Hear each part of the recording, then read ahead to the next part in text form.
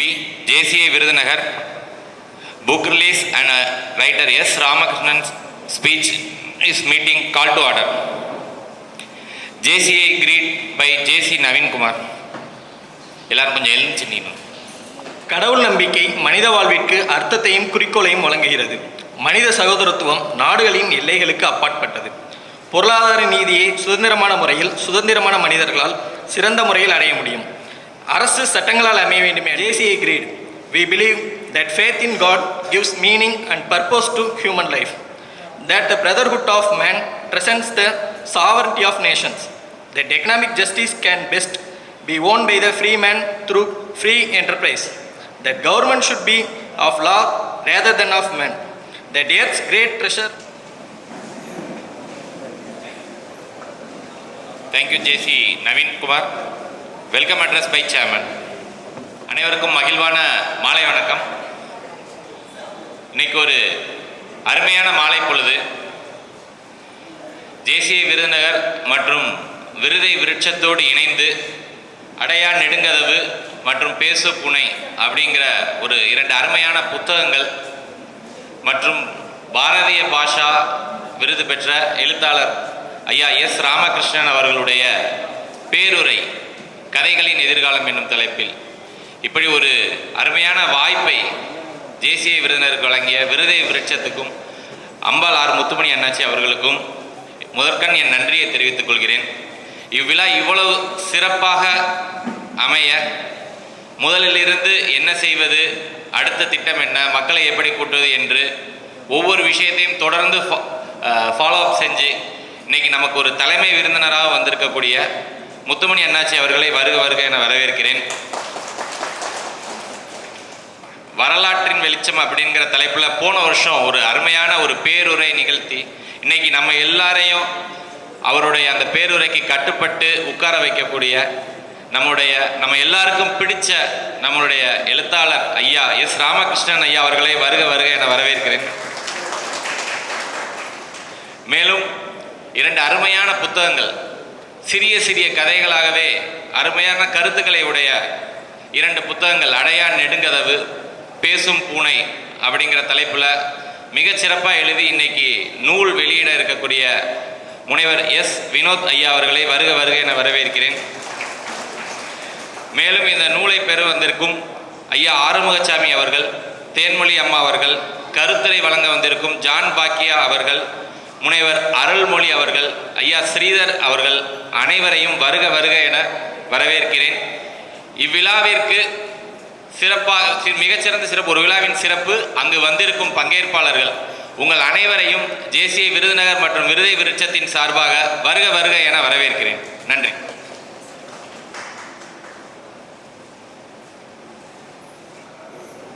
JCI Virudhunagar மற்றும் விருதை விருட்சம் இணைந்து வழங்கும் ஐயனடார் ஜானகி அம்மாள் கல்லூரியின் தமிழ்துறை பேராசிரியர் முனைவர் சு. வினோத் அவர்கள் எழுதிய 2 புத்தகங்களின் வெளியீடு மற்றும் இக்கால தமிழ் எழுத்துலகின் முழுமை பெற்ற ஆகச்சிறந்த ஆளுமை நம் அனைவராலும் எஸ்ரா என அன்போடு அழைக்கப்படும் எழுத்தாளர் S. ராமகிருஷ்ணன் அவர்களின் பேருரை காணும் பொருட்டு நாம் இந்த இனிய மாலை வேளையில் குழுமியுள்ளோம். விழாவில் விருதை விருட்சம் சார்பாக விழா சிறக்க வருகை புரிந்து சிறப்பித்துக் கொண்டிருக்கும் அனைத்து அன்பு நெஞ்சங்களையும் வரவேற்று சிறப்பிக்க வருமாறு விருதுநகர் செந்திக்குமார் நாடார் கல்லூரியின் முதுகலை தமிழ்துறை தலைவர் பேராசிரியர் முனைவர் க. ஸ்ரீதர் ஐயா அவர்களை அன்போடு அழைக்கின்றோம். விருதுநகர் விருதை விருட்சம் இணைந்து ஏற்பாடு செய்திருக்கக்கூடிய இந்த புத்தக வெளியீடு மற்றும் எழுத்தாளர் எஸ்ரா அவர்களின் பேருரை நிகழ்விற்கு வருகை புரிந்திருக்கக்கூடிய அனைத்து நல் உள்ளங்களையும் வருக வருகவென்று வரவேற்பதிலே இந்த அரங்கம் மட்டற்ற மகிழ்ச்சி அடைகின்றது என்றுதான் சொல்ல வேண்டும்.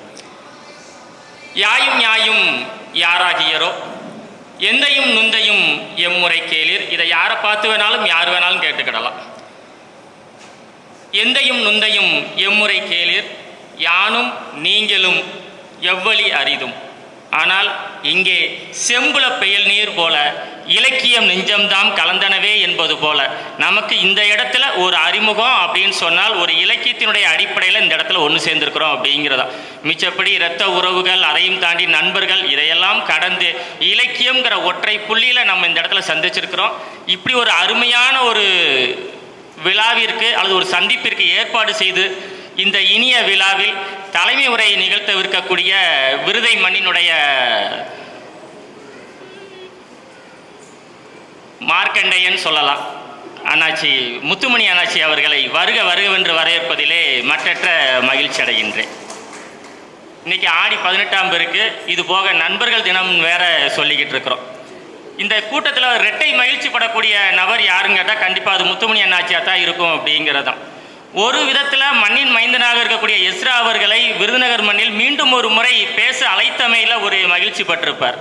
இன்னொன்று நண்பர் வினோத் அவருடைய நூல் வெளியீட்டு விழாவை ஏற்பாடு செய்தமைக்கு அந்த தருணத்திலே அவர்களை வருக வருகவென்று வரவேற்பதிலே மீண்டும் ஒரு முறை மகிழ்ச்சி அடைகிறேன் அப்படின்னு தான் சொல்லணும். அப்படிங்கிற ஒன்றிணைவோம் வா அப்படின்றது மாதிரி நாம் இன்றைக்கு இலக்கிய பேச்சை சற்று நுகர்வதற்காக நம்ம இங்கே வந்திருக்கிறோம்.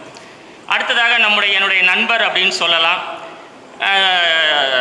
2 நூல்கள், அடையா நெடுங்கதவு, பேசும் பூனை என்ற 2 சிறுகதை தொகுப்பை வெளியிடுவதற்காக வருகை புரிந்திருக்கிறார். அவருடைய அந்த கதை ஆசிரியர் சுமார் ஒரு 20 ஆண்டுகளாக அம்ஜிரை தும்பி என்ற இலக்கிய கூட்டத்தை சிறப்பான முறையிலே நடத்தி கொண்டிருக்கக்கூடியவர். அப்போ கொரோனா பெருந்தொற்று காலகட்டத்தில் எல்லாருமே வீடுகளில் முடங்கியிருக்க இந்த சூழலில் அவர்களையெல்லாம் முடுக்கி விட்டு இயங்கச் செய்தவர் என்று சொல்லலாம். தொடர்ந்து வாசிக்க செய்வதற்காக ஒரு பெரும் முனைப்போடு இன்றளவும் நம்ம தேனியை சொல்லலாம். அது என்னுடைய நண்பராக இருந்தாலும் கூட நான் கொஞ்சம் பொறாமையாக கொஞ்சம் கெத்தா உரிமையோடு சொல்வேன். தேனியை போல தொடர்ந்து இயங்கிக் கொண்டே இருக்கக்கூடிய நண்பர் வினோத் அவர்களையும் வருக வருகவென்று வரவேற்பதிலே மற்றற்ற மகிழ்ச்சி அடைகின்றேன். அவர் எழுதிய நூலை வெளியிடுவதற்காக வருகை புரிந்திருக்கக்கூடிய 2 ஜாம்பவான் சொல்லலாம். ஏன்னா நூல் வெளியிடுவதற்கும் ஒரு நிலை வேண்டும் அல்லவா. அந்த விதத்திலே சாத்தூர் சண்முக நாடார் மிட்டாய் கடையினுடைய உரிமையாளர் எல்பி ஆறுமுகசாமி அவர்களையும் இந்த தருணத்தில் வருக வருகவென்று வரவேற்பதில் மற்றற்ற மகிழ்ச்சி அடைகின்றேன். உளவியலாளர் திருமதி தேன்மொழி அவர்களையும் வருக வருகவென்று வரவேற்பதில் மகிழ்ச்சி அடைகின்றேன். தொழில் வேறு, ஆனாலும் கூட எந்த ஒரு இலக்கியத்தை எடுத்தாலும் தீர்க்கமாக முழுமையாக வாசித்து தன்னுடைய கருத்துக்களை பதிவிடுவதில் 2 பேருமே சளைச்சவர்கள் கிடையாது அப்படிங்கிறதா. எந்த புத்தகத்தை கொடுத்தாலும் ஆறுமுகசாமி ஐயா படிச்சுட்டு உடனே ஒரு ஃபீட்பேக் கொடுப்பார். இன்னைக்கு சாயங்காலம் ஒரு புத்தகத்தை எடுத்து படித்தோம்னு சொன்னால் மறுநாள் காலையில் அந்த புத்தகத்தை பற்றி ஒரு கருத்தை சொல்லாமல் விடமாட்டார் அப்படிங்கிறதா. தொழில் ஒரு புறம் இருந்தாலும் கூட இலக்கிய வாசிப்பை ஒருவேளை அவர் இந்த தொழிலில் ஈடுபடுவதற்கான ஊக்கியாக இருப்பதே இந்த இலக்கியம் தான் அவரை நகட்டி கொண்டிருக்கின்றதோ என்று கூட சொல்லலாம் அப்படிங்கிறதா. அண்ணாச்சி ஆறுமுகசாமி அவர்களையும் அம்மா தேன்மொழி அவர்களையும் வருக வருகவென்று வரவேற்பதிலே மற்றற்ற மகிழ்ச்சி அடைகின்றேன். இந்த நூல்கள் குறித்த கருத்துரை வழங்குவதற்காக வந்திருக்கக்கூடிய மதுரை மாவட்ட அலுவலர் திரு ஜான் பாக்கியா அவர்களையும் வருக வருகவென்று வரவேற்கின்றேன். உண்மையில் இந்த ஆன்லைன் மீட்டிங்கில் அவருடைய குரல் வளம் ரொம்ப இனிமையாக இருக்கும். அந்த ஒரு பாடி லாங்குவேஜில் ஒரு மெய்ப்பாடு அப்படின்னு சொல்லிட்டு ஒரு கதையை அதை வெளிப்படுத்தக்கூடிய முறை தொனி ரொம்ப நல்லா இருக்கும் அப்படிங்கிறதா. அவர்களை இந்த நேரத்திலே வருக வருகவென்று வரவேற்பதிலே மற்றற்ற மகிழ்ச்சி அடைகின்றேன். சிவகாசி ஐயனார் ஜானகி அம்மாள் கல்லூரியுடைய முதுகலை தமிழ்துறை தலைவர் முனைவர் அருள்மொழி அம்மா அவர்களையும் வருக வருகவென்று வரவேற்பதில் மற்றற்ற மகிழ்ச்சி அடைகின்றேன். இந்த விழாவினுடைய ஒரு உச்சகட்ட ஆளுமை, விருதை மண்ணின் சொந்தக்காரர், நம்மெல்லாம் பெருமையாக நான் விருதுநகர்லேருந்து வரேன் அப்படின்னு சொல்வதில் நமக்கு இருக்கக்கூடிய ஒரு உரிமைன்னு சொல்லலாம். செல்லமாக எல்லாரும் உரிமையோடு சொல்லக்கூடிய எஸ் ராமகிருஷ்ணன் அவர்களை வருக வருகவென்று வரவேற்பதிலே மற்றற்ற மகிழ்ச்சி அடைகின்றேன்னு சொல்லலாம். சங்கப்புலவர் பொன்முடியார் சொல்வார், ஈன்று புறந்தறுதல் எந்தலை கடனே, சான்றோ நாக்குதல் தந்தைக்கு கடனே அப்படின்னு சொல்லிட்டு போயிருப்பாங்க. தந்தைக்கு கடமை தான் சான்றோ நாக்குதல். ஏன்னா பழைய இலக்கியங்களை எல்லாம் அப்படியே தொட்டு காட்டிட்டு போயிருப்பாங்க. விழா வாரியாக என்னன்னு சொல்ல மாட்டார். வள்ளுவர் கூட கற்க கசடரம் பாரு எதை படின்னு அவரும் சொல்லவே மாட்டார். ஆனால் ஐயா எஸ்ரா அவர்கள் ஒரு பையனை ஒரு பிள்ளையை எப்படி சான்றோன் ஆக்குவதுங்கிறத கொஞ்சம் தெளிவுபட சொல்லியிருக்கிறாரு அப்படின்னு சொல்லலாம். நம்மளாம் ஒரு குழந்தை பிறந்திருக்குது, ஒரு 5-6 மாதம் ஆச்சுன்னா இந்த பிள்ளை எப்போ குப்புற விழுகும், எப்போ எட்டு வைக்கும், எப்போ நடக்கும் சொல்லி இன்னைக்கு வரக்கூடிய பெற்றோர்கள் அந்த பிள்ளைக்கு உதவி செய்கிறாங்க. இப்படியே நிமிந்து விளையோ லேசாக காலை தூக்கி விட, ஒரு கையை தூக்கி விடக்கூடிய அளவுக்கு இன்னைக்கு வந்துட்டோம். ஒருவேளை அது 8 வச்சு நடந்து பேச துணிக்கும் பொழுது அந்த மழலை சொல்லை கேட்ட மாதிரியே அம்மா சொல்லு அப்பா சொல்லுன்னு சொல்லி தொடர்ந்து நம்ம பேசுவதற்கு பழக்குகின்றோம், நடக்க வைப்பதற்கு பழக்குகின்றோம். ஆனால் நல்ல பெற்றோர்களாக இருந்தால் உங்கள் பிள்ளைகளுக்கு புத்தகங்களை வாசிக்க கற்றுத்தாருங்கள், அது நிச்சயமாக அது சான்றோனாகும் என்ற அடிப்படையில் நம்முடைய சிறப்பு விருந்தினர் எஸ்ரா அவர்கள் அவருடைய கருத்தை பதிவு செய்திருக்கின்றார். குழந்தைக்கு பேச கற்றுத்தருவதைப் போல, நடக்க கற்றுத்தருவதைப் போல தயவு செய்து நூல்களை வாசிக்க கற்றுத்தாருங்கள்.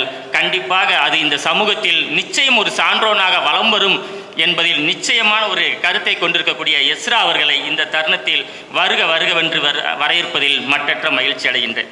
பாரதிய பாஷா பரிசித் விருது, இன்னும் விருதெல்லாம் தொடக்க கட்டத்து எழுத்தாளர்களாக விருதை நோக்கி பயணிக்கக்கூடியதாக இருக்கும். கடமையை செய் பலனை எதிர்பாராதே என்பது போல நிறைய எழுதி கடந்து போயிட்டாரு.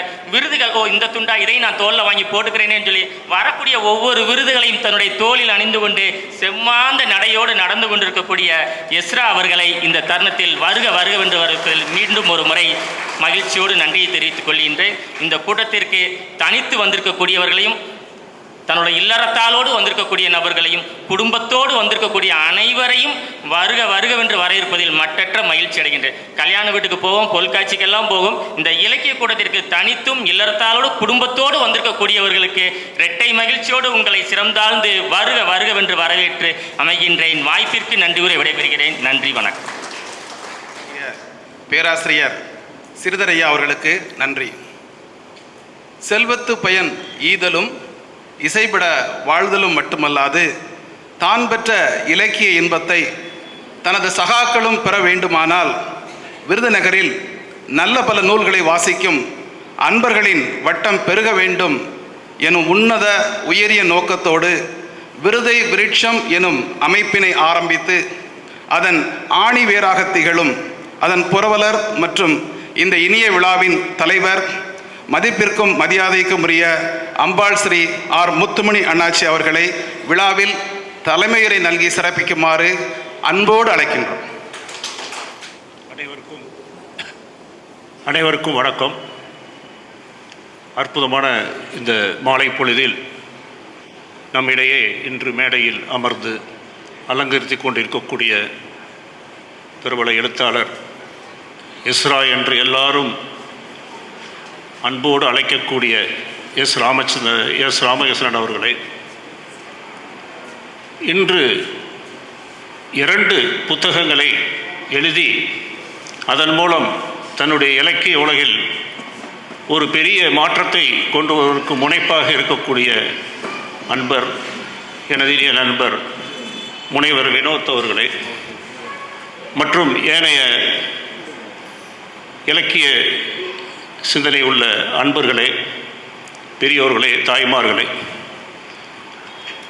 முதல்ல இந்த நிகழ்ச்சியை 2 புத்தகங்கள் நான் வெளியிட ஆசைப்படுகிறேன். இதற்கான முயற்சி எப்படி இதை நடைமுறைப்படுத்துவது என்பதில் வினோத் அவர்கள் ரொம்ப தயங்கியபடியே இருந்தார். அவர் எங்கே நடத்தலாம், எந்த இடத்துக்கு போகலாம் அப்படின்னு நினச்சிக்கிட்டு இருந்தார். அப்போ சொன்னார், யார் இந்த புத்தகத்தை எல்லாம் வெளியிடுறதுக்கு வர்றாங்கன்னு கேட்டேன். நம்ம ஆசான் தான் வர்றாரு, வர்றாரு அப்படின்னு சொன்னார்.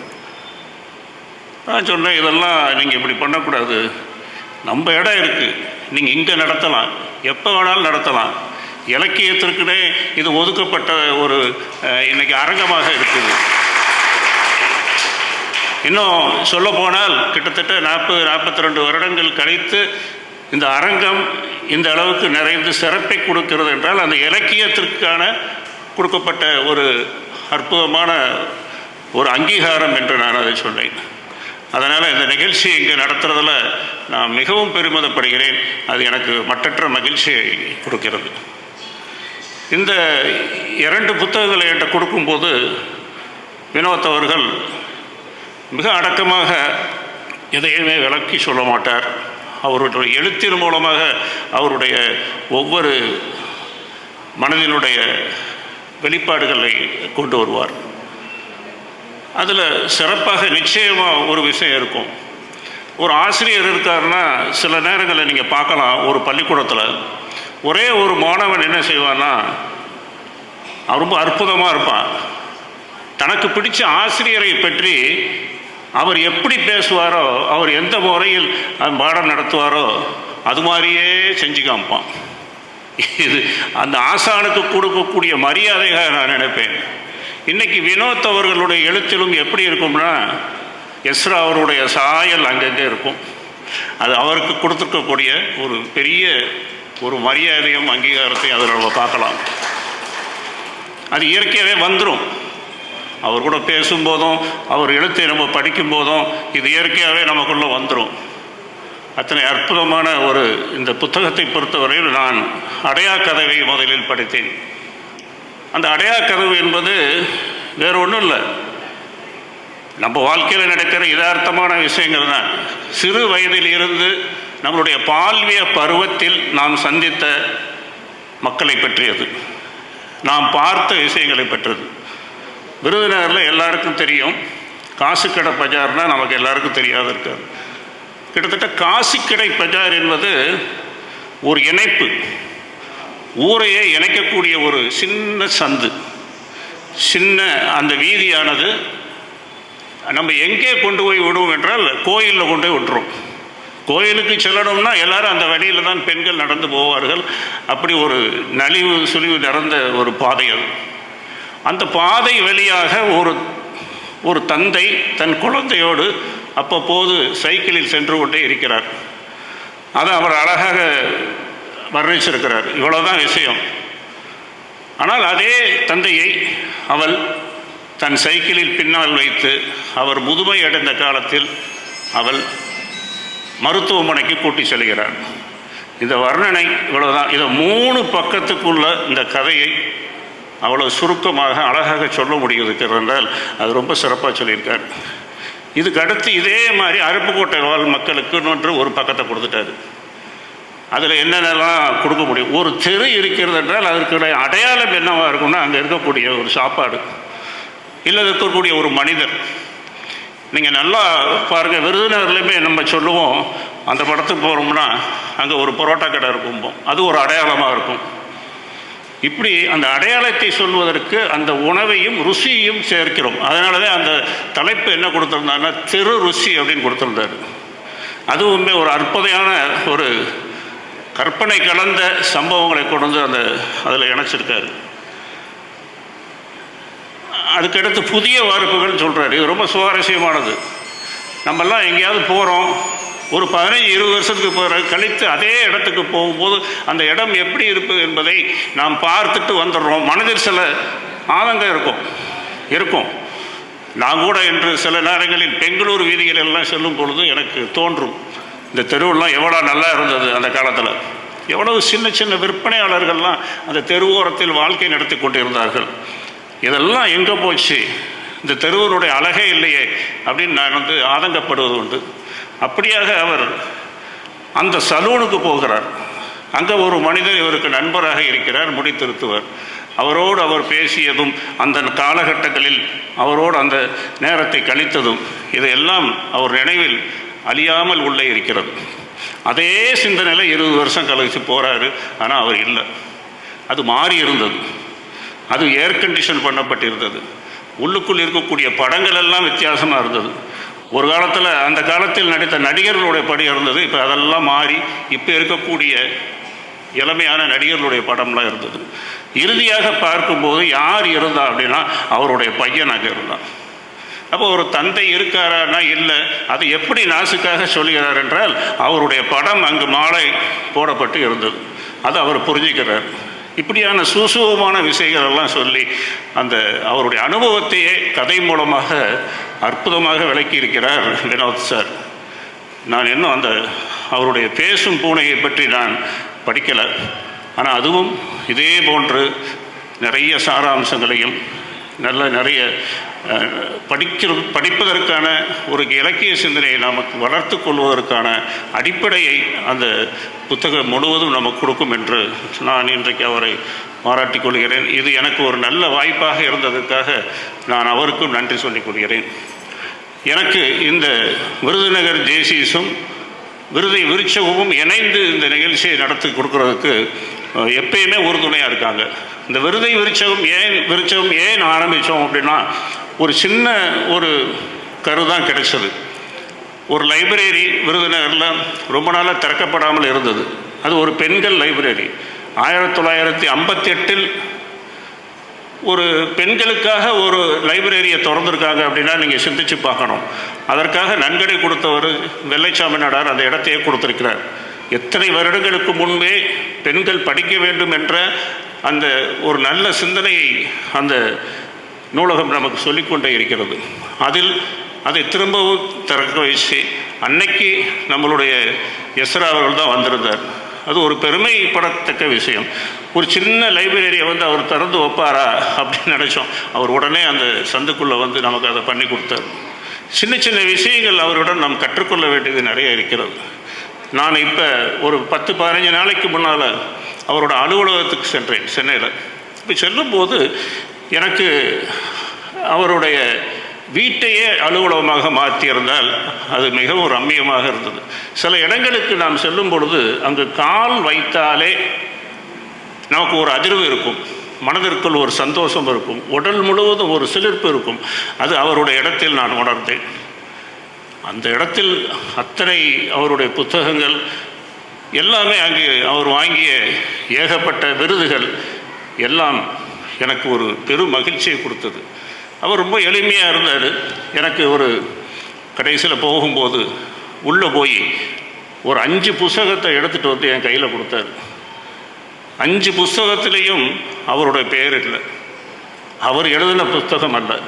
5 புத்தகங்களும் வெவ்வேறு எழுத்தாளர்கள் எழுதிய புத்தகங்கள். எனக்கு ரொம்ப ஆச்சரியமாக இருந்தது. அவர்கிட்ட கேட்டேன். அவர் சொன்னார், இவங்க எல்லாம் அருமையான எழுத்தாளர்கள், இந்த புஸ்தகத்தை நீங்கள் படிங்க. இவர் ஏற்கனவே 2 புஸ்தகம் எழுதியிருக்காரு, இது 3வது புஸ்தகம். ஏனோ தெரியலை, இவர் அதுக்கு பிறகு நிறைய எழுதலை. இவர் எவ்வளோ ஒரு பெருந்தன்மையான விஷயம் பாருங்கள். இதில் நான் சொல்லுவேன், என்னோடய வியாபாரம் நான் காப்பித்தூள் வியாபாரம். நான் எங்கேயாவது போய் எங்கள் காப்பித்தூள் வேண்டாம், நீங்கள் நரசூசை குடிக்க நம்ம சொல்லுவோமா? நான் சொல்ல மாட்டேன். என்னுடைய தொழிலைத்தான் நான் கவனிப்பேன். ஆனால் அவர் ஏனைய எழுத்தாளர்களையும் ஏனைய எழுத்தாளர்களுடைய புத்தகங்களையும் பரிந்துரை செய்து கொண்டே இருப்பார். ஏன் அப்படி செய்கிறார்னா, அவர் தான் உண்மையான ஒரு இலக்கியவாதி. உண்மையான இலக்கியவாதி இப்படித்தான் இருப்பார்கள். அவர் என்ன சொல்கிறாருன்னா, எல்லாரும் படிக்கணும், வாசிப்பு இந்த உலகம் இருக்கும் வரை இருந்து கொண்டே இருக்கணுங்கிறதெல்லாம் அவருடைய ஆர்வத்தின் மூலமாகத்தான் இதை செய்து கொண்டே இருக்கிறார். சின்ன சின்ன எழுத்தாளரை கூட அவர் ஊக்குவிக்கிறார் தனக்கு இயன்ற முறையில் என்று. இந்த இடத்தில் அந்த ஒரு சம்பவத்தை நான் உங்களுக்கு சொல்லிக்கொள்வதற்கு ஆசைப்படுகிறேன்.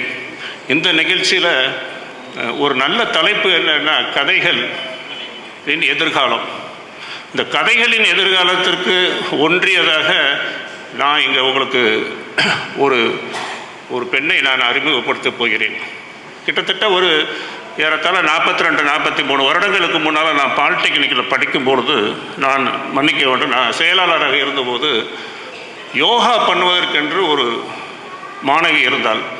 அவள் சிறப்பாக யோகாவை பண்ணி நிறையா பரிசெல்லாம் வாங்கினான்.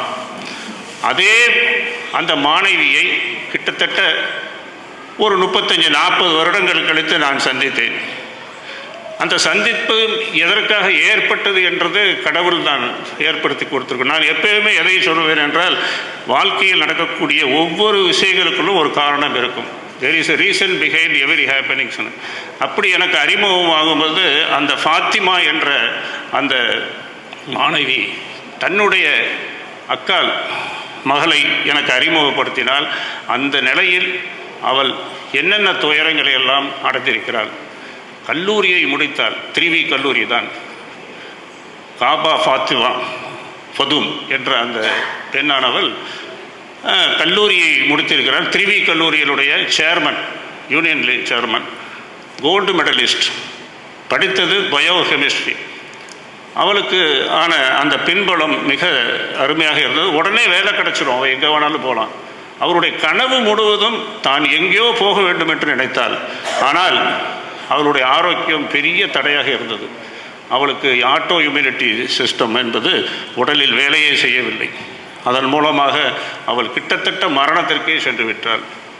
கிட்டத்தட்ட மரணத்திற்கே சென்று விட்டது. அந்த சூழ்நிலையில் எனக்கு ஃபாத்திமா என்னுடைய உதவியை நாடும் பொழுது என்னால் முடிந்த ஒரு வகையில் அந்த வைத்தியத்திற்கான பாதையை நான் காண்பித்தேன். ஆனால் அதை முழுவதும் அனுபவித்து அதிலிருந்து மீண்டு வந்திருக்கிறாள் என்றால் அது அவளுடைய விஷயம்தான். இன்றைக்கு அவள் அடுத்தடுத்து அதன் மூலமாக இதை மற்றவர்களுக்கும் யாரெல்லாம் அதில் கஷ்டப்படுறாங்களோ அவங்களுக்கும் நான் இதை போய் சொல்லுவேன். இது ஒன்றும் மனிதர்களை கொல்லக்கூடிய வியாதி இல்லை என்று சொல்லி அதை நான் செஞ்சு கொடுப்பேன்னு சொல்லி அவள் சொல்லி மட்டுமல்லாமல் இங்கு அவளை வந்திருக்கிறாள். என்னுடைய பேச்சுக்கு பிறகு அவளை நான் காபா பதுமை நான் இங்கு உங்கள் முன்னால் அறிமுகப்படுத்தி பேச சொல்கிறேன். இது ஒரு நல்ல எடுத்துக்காட்டாக இருக்கும். இன்றைக்கி பல பேர் இன்றைக்கி இந்த புற்றுநோயால் துயரமற்று கொண்டிருக்கிறார்கள். ஆனால் ஒரு இளம் பெண், ஒரு மாணவியானவள் எப்படி இந்த அளவுக்கு எழுந்து வந்தாள் என்பதற்கு அவள் ஒரு நல்ல உதாரணமாக நான் இங்கு உங்கள் முன்னால் அறிமுகப்படுத்துகிறது. என்னுடைய உரையை முடித்துக் கொள்கிறேன். நன்றி.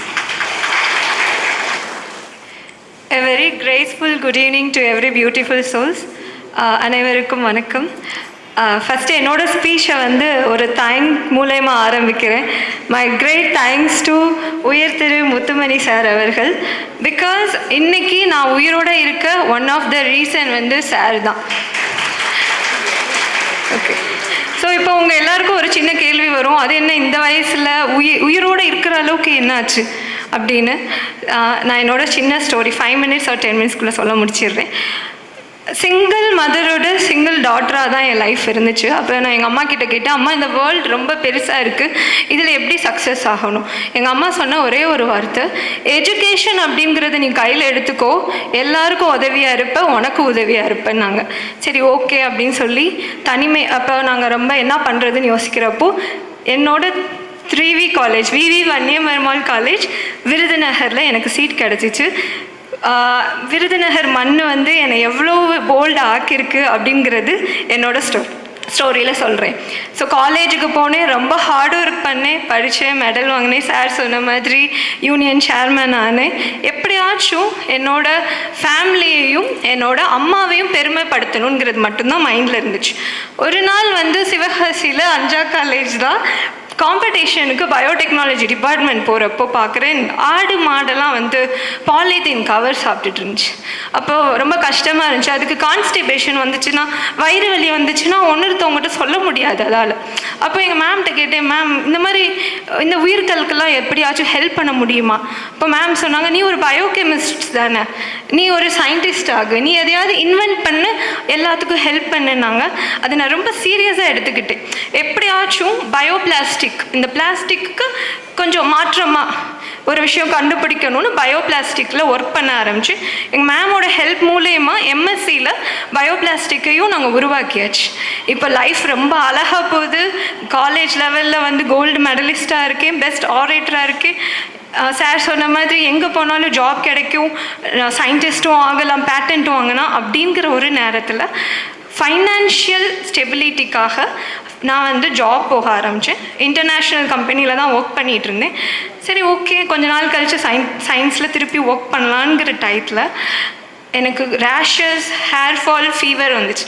தட்ஸ் ஓகே, வெரி நார்மல் தான், ஒன்றும் இல்லை, சரியாயிரும் சொல்லிட்டே இருந்தேன். ஒரு குறிப்பிட்ட ஸ்டேஜில் எந்த நிலைமைக்கு நான் வந்தேன்னா, என்னோட சித்தி இங்கே வந்திருக்காங்க. அவங்க என்னோட பிக்கெஸ்ட் இன்ஸ்பிரேஷன். அவங்கக்கிட்ட சொல்கிறேன், படித்தனால சூசைட் அப்படிங்கிறது ரொம்ப மோசமான விஷயம், தவறான விஷயம், மனித வாழ்வுக்கு எதிர்ப்பான விஷயம். அதை பண்ண முடியல.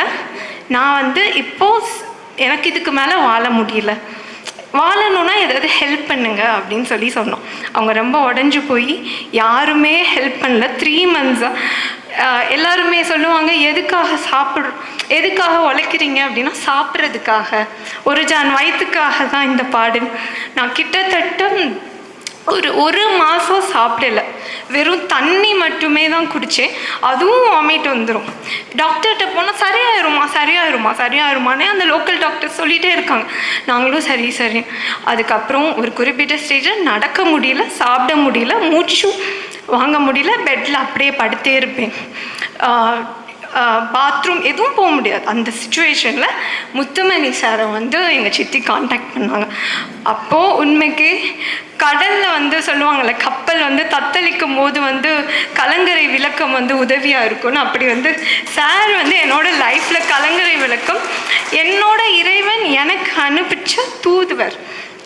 ஓகே, ஸோ வந்து சார் தான் வந்து என்ன சொன்னார் அப்படின்னா, அவருக்கு தெரியும் இவ்வளோ சிம்டம்ஸ் இருக்குன்னு, அந்த பொண்ணுக்கு ஏதோ மோசமான ஒரு விஷயம் இருக்குன்னு, இருந்தாலும் ஒன்றும் இல்லை, இதுக்கு மேலே இருந்தவங்களாம் சரியாயிட்டாங்க, நான் சொல்கிற டாக்டரை போய் பாருங்கன்னு தேனியில் doctor Sakthivel, he is another god for me. So அவர்கிட்ட அனுப்பிச்சாங்க. அவருக்கும் தெரியும் இது ஏதோ ஒரு எமர்ஜென்சியாக இருக்குன்னு, என்ன டிசீஸ்ன்னு தெரியல, பிளட் கேன்சராக இருக்குமோ ஒரு டவுட். சரி, மீனாட்சி மிஷன் ஹாஸ்பிட்டலில் அட்மிட் ஆனேன். அங்கே போனால் நான் ஒரு பயோகெமிஸ்ட்னு தெரியாத இன்டர்ன் டாக்டர்ஸ் ஐசியூவில் நான் இருக்கும் போது சொல்கிறாங்க, ஒரு சில மணி நேரமே இந்த பொண்ணு உயிரோடு இருக்கும். ஏன் அப்படின்னா, இந்த பொண்ணுக்கு லூப்பஸ் அப்படிங்கிற ஆட்டோ இம்யூன் டிசீஸ், என் உடம்புல இருக்க நோய் எதிர்ப்பு சக்திக்கான செல்கள் வைரஸ் பாக்டீரியாவை அழிக்கணும், வெளியிலேருந்து வந்து தாக்குனா, ஆனால் என் உடம்பையே அழிக்க ஆரம்பிச்சிருச்சுன்னாங்க. கண்ணெல்லாம் மூடி இருக்கு, தெரியுது சாக போகிறோம், ஓகே இறைவனை பார்க்க போகிறோன்னு தெரிஞ்சிருச்சு. ஆனால் அப்போது ஒரே ஒரு கேள்வி இறைவன்ட்டு என்னன்னா, என்னோட கல்வி பயனற்ற கல்வி ஆயிடுச்சா? என்னோட ட்ரீம்ஸ் ரெஸ்பான்சிபிலிட்டி அவ்வளோதானா? எதுவுமே இந்த வேர்ல்டுக்கு செய்ய ஆரம்பிக்கலையே அப்படின்னு ஒரு கொஷின், அவ்வளோதான். அதுக்கப்புறம் கொஞ்ச நேரம் கழித்து கண்ணை முழிச்சு பார்த்தா பக்கத்தில் சித்தி இருக்காங்க, டாக்டர் இருக்காங்க, எல்லாம் இருக்காங்க. நார்மல் வார்டில் இருக்கு. என்ன ஒரு மேஜிக்மா, நீ திரும்பி வந்துட்ட அப்படின்னு டாக்டர் சிரிச்சுட்டே சொல்கிறாரு. எனக்கு அப்படியே அதை பார்த்துட்டு எங்கள் ப்ரொஃபஸர் என்னோட 3V காலேஜ் விருதுநகர் மண்ணுக்கு உயிர் இருக்கிற அளவுக்கு கடமைப்பட்டிருக்கேன். ஏன்னா ஒவ்வொருத்தவங்களும் ஃபைனான்ஷியலாக, மென்டலாக, ஃபிசிக்கலாக, ஹாஸ்பிட்டலில் கிண்டலே பண்ண ஆரம்பிச்சிட்டாங்க. என்ன இன்னைக்கு வந்துட்டாங்களா அவங்க ப்ரொஃபஸர், ஃப்ரெண்ட்ஸ் வந்துட்டாங்களா, தினமும் ஒரு ஆள் வந்து பார்த்தாங்க.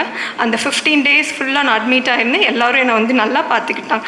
அதுக்கப்புறம் ஒரு நாள் வீட்டுக்கு வந்ததுக்கப்புறம் எனக்கு ஒரு தோணுது, செகண்ட் டைம் நம்ம இப்போ உயிரோடு வந்திருக்கோம், எதுக்காக வந்திருக்கோம்? There is some reason. இப்போ நான் அதிகமாக வந்து பேசுகிற ஒரே ஒரு சோல் வந்து யாருன்னா இறைவன். ரொம்ப நம்புவேன், யோசிக்கிறேன் எதுக்கு. அப்போ தான் தோணுச்சு, இதை பற்றி ரிசர்ச் பண்ணு. இந்த டிசீஸ் உனக்கு வந்திருக்கு, உனக்கு வலிக்குது இல்லை, பல வலிகள் இப்போவும் இருக்குது. இப்போ கூட என்னோட ESR லெவல் முந்தானே ஹாஸ்பிட்டல் போனேன் 72.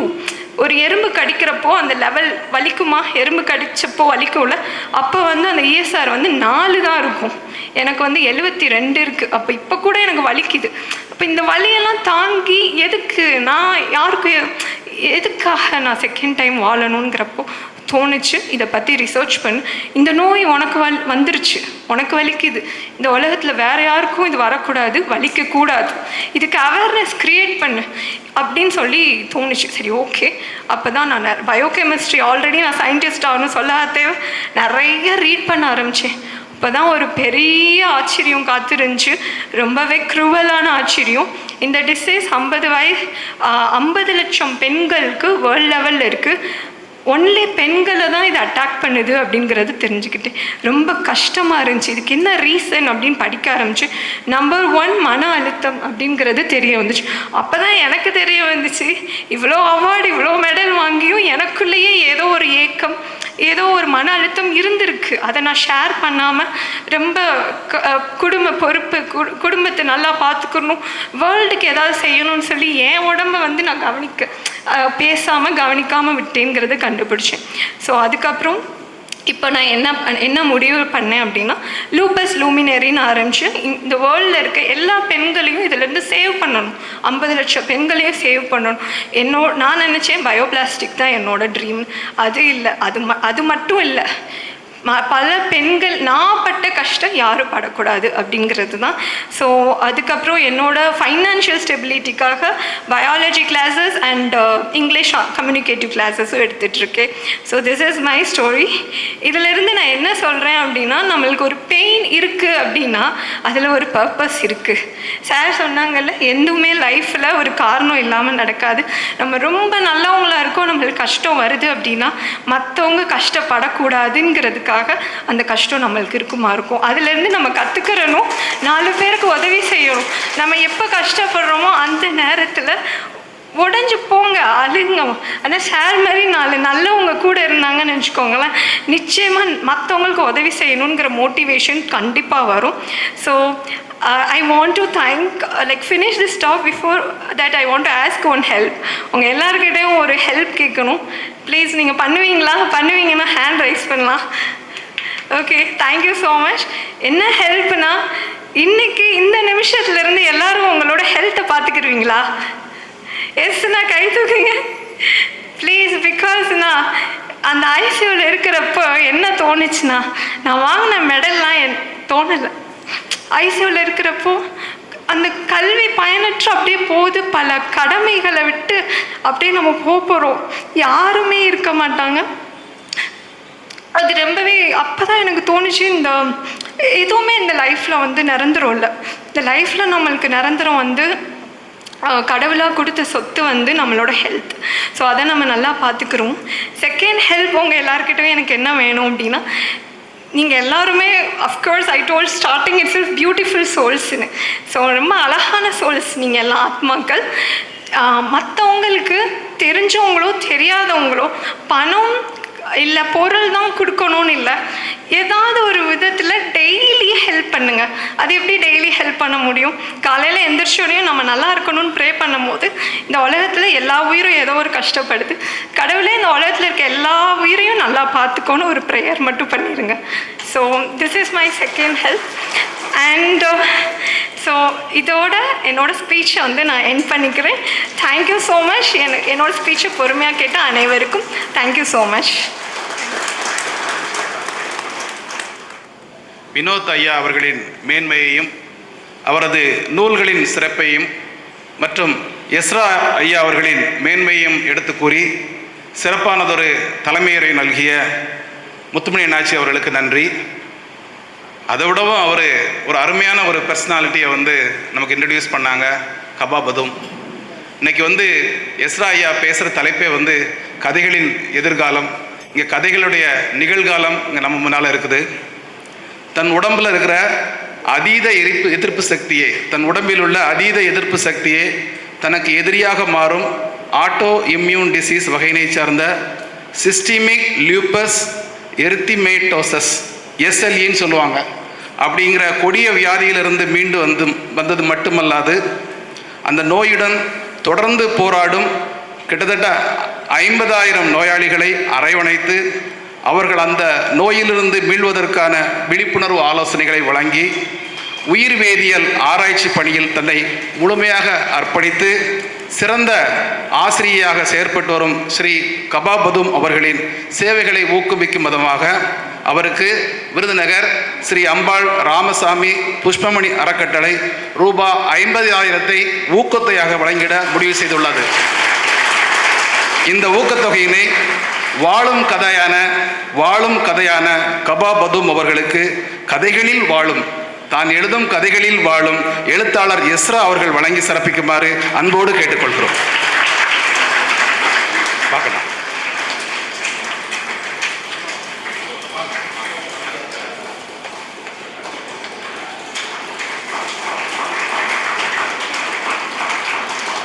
அவர்களுக்கும் நன்றி. அடுத்ததாக புத்தக வெளியீட்டு விழா. நூலாசிரியர் முனைவர் சு வினோத் அவர்கள் சிவகாசி ஐயனாடார் ஜானகி அம்மாள் கல்லூரியின் தமிழ் துறையில் பேராசிரியராக பணிபுரிந்து வருகிறார். விருதுநகரில் உயிர்ப்புடன் செயல்பட்டு வரும் அஞ்சரை தும்பி இலக்கிய வட்டம், வான்புகழ் வளர்த்தமிழ் மன்றம், கம்பன் கழகம் மற்றும் விருதை விருட்சம் எனும் அனைத்து இலக்கிய அமைப்புகளிலும் தன்னை முழுமையாக ஈடுபடுத்தி கொண்டு தமிழ் பிழையாற்றும் பெருந்தகையாளர். சமீபத்தில் இவர் நடத்திய எஸ்ரா நூல்கள் 100 என்னும் இணையவழி நிகழ்ச்சி தமிழ் இலக்கிய உலகில் இவருக்கு ஒரு சிறப்பிடம் பெற்றுத்தந்தது அனைவராலும் வெகுவாக பாராட்டப்பட்டது. பேராசிரியர் சு வினோத் அவர்கள் இதுவரை 4 கவிதை நூல்கள், 3 கட்டுரை தொகுப்புகள், 1 சிறுகதை நூல், 3 தொகுப்பு நூல்கள் மற்றும் 5 பதிப்பு நூல்கள் வெளியிட்டு சிறப்பித்துள்ளார். இன்று அவரது 2 சிறுகதை தொகுப்பு நூல்கள் வெளியாக உள்ளன. முதலில் அவரது 17வது படைப்பாகிய அடையா நெடுங்கதவு எனும் சிறுகதை தொகுப்பினை வெளியிட்டு சிறப்பிக்குமாறு சமீபத்தில் பாரதிய பாஷா பரிஷத் வாழ்நாள் சாதனையாளர் விருது பெற்ற எழுத்தாளர் எஸ். ராமகிருஷ்ணன் அவர்களை அன்போடு கேட்டுக்கொள்கிறோம். மேலும் நூலின் முதல் பிரதியினை பெற்று சிறப்பிக்குமாறு சாத்தூர் சண்முக நடார் மிட்டாய் கடையின் அதிபர் திருமிகு லேப ஆறுமுகசாமி ஐயா அவர்களை அன்போடு கேட்டுக்கொள்கிறோம்.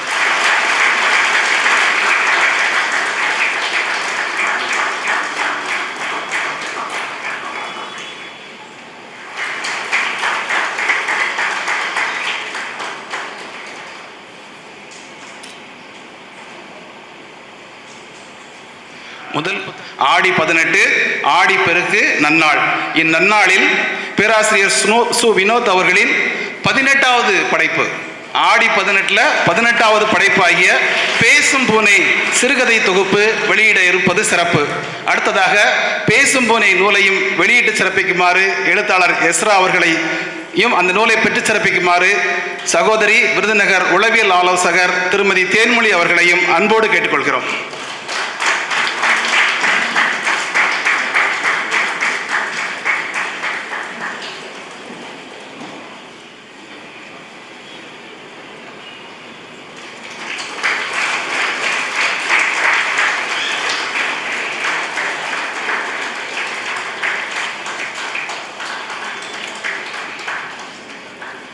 எஸ்ரா அவர்களுக்கும் பெற்று சிறப்பித்த பெருந்தகைகளுக்கும் நம் அனைவர் சார்பாகவும் நன்றி நன்றி நன்றி. முதல் பிரதியை பெற்று சிறப்பித்த தொழிலதிபர் சாத்தூர் லேப ஆறுமுகசாமி அண்ணாச்சி அவர்களை வாழ்த்துரை வழங்கி சிறப்பிக்குமாறு அன்போடு அழைக்கின்றோம். பணிவான மாலை வணக்கங்கள். முன்தினம்தான் எஸ்ரா அவர்களுடன் தூத்துக்குடியில் பேச வேண்டிய ஒரு இது இருந்துச்சு. அதுவும் ஒரு சிறந்த கூட்டமாக இருந்தது. இப்போ வினோத்தையா பற்றி அதிகம் சொல்ல வேண்டியதில்லை. ஏன்னு கேட்டால் நான் படித்த கல்லூரியில் இப்போ தற்போது தமிழ்துறை பேராசிரியர் இருக்காங்க. எனக்கு எந்த விதமான சந்தேகங்கள் கேட்டாலும் உடனே அதை நிவர்த்தி செய்யக்கூடியவங்க. நான் கம்பராமாயணத்தை கொஞ்சம் கொஞ்சம் தான் படிச்சிருந்தேன். ஐயா இப்படி முழுவதும் படிக்கணுன்னே உடனே எனக்கு கம்பராமாயணம் எல்லா தொகுதியிலையும் கொடுத்து படிக்க உதவுனாங்க. அதே மாதிரி நான் இலக்கியத்தில் நிறையா புத்தகங்கள் படிச்சுக்கிட்டு இருப்பேன். அதில் கீராவுடைய புத்தகங்களையும் படிப்பேன். அப்போ நான் நினச்சேன், சரி அவங்கள மாதிரியே தான் எஸ்ராவும் அப்படின்னு நினச்சேன். ஆனால் அவர் இயங்குகிற தளம் வேறு, எஸ்ராவுடைய தளங்கள் வேறு. அது ஒரு பெரிய தமிழ் இலக்கியத்துக்கு அவங்க ஒரு பெரிய புதையல் தான் சொல்லணும். ஒரு செய்தி படித்தேன். அதாவது மண்ணுக்குள்ளே எதை போட்டு எதை புதைச்சி வச்சாலும் அது மண் அதை அதோடைய இதை அழித்து விடும்னு சொல்லுவாங்க. ஆனால் விதையை மட்டும் அது முளைக்க விடுது. அது மாதிரி தான் எஸ்ராவுடைய எழுத்துக்கள். என்ன விட்டால் நம்மளுடைய இன்றைய நாகரிகம் எதை பற்றினாலும் அவங்க எழுதிய புக்கில் ரொம்ப சிறப்பாக இருக்கும். அதே மாதிரி வினோத்தையாவுடைய அந்த அடையா நெடுங்கத புத்தகம் படித்தேன். அவ்வளவு அழகாக எழுதியிருக்காங்க. அவங்களுடைய ஓமைகள்லாம் ரொம்ப சிறப்பாக இருந்தது. அதில் ஒரு சின்ன இதை சொல்கிறதுக்க ஆசைப்பட்றேன். ஒரு பையன் அதிகமாக முடி வளர்த்துருக்கான்.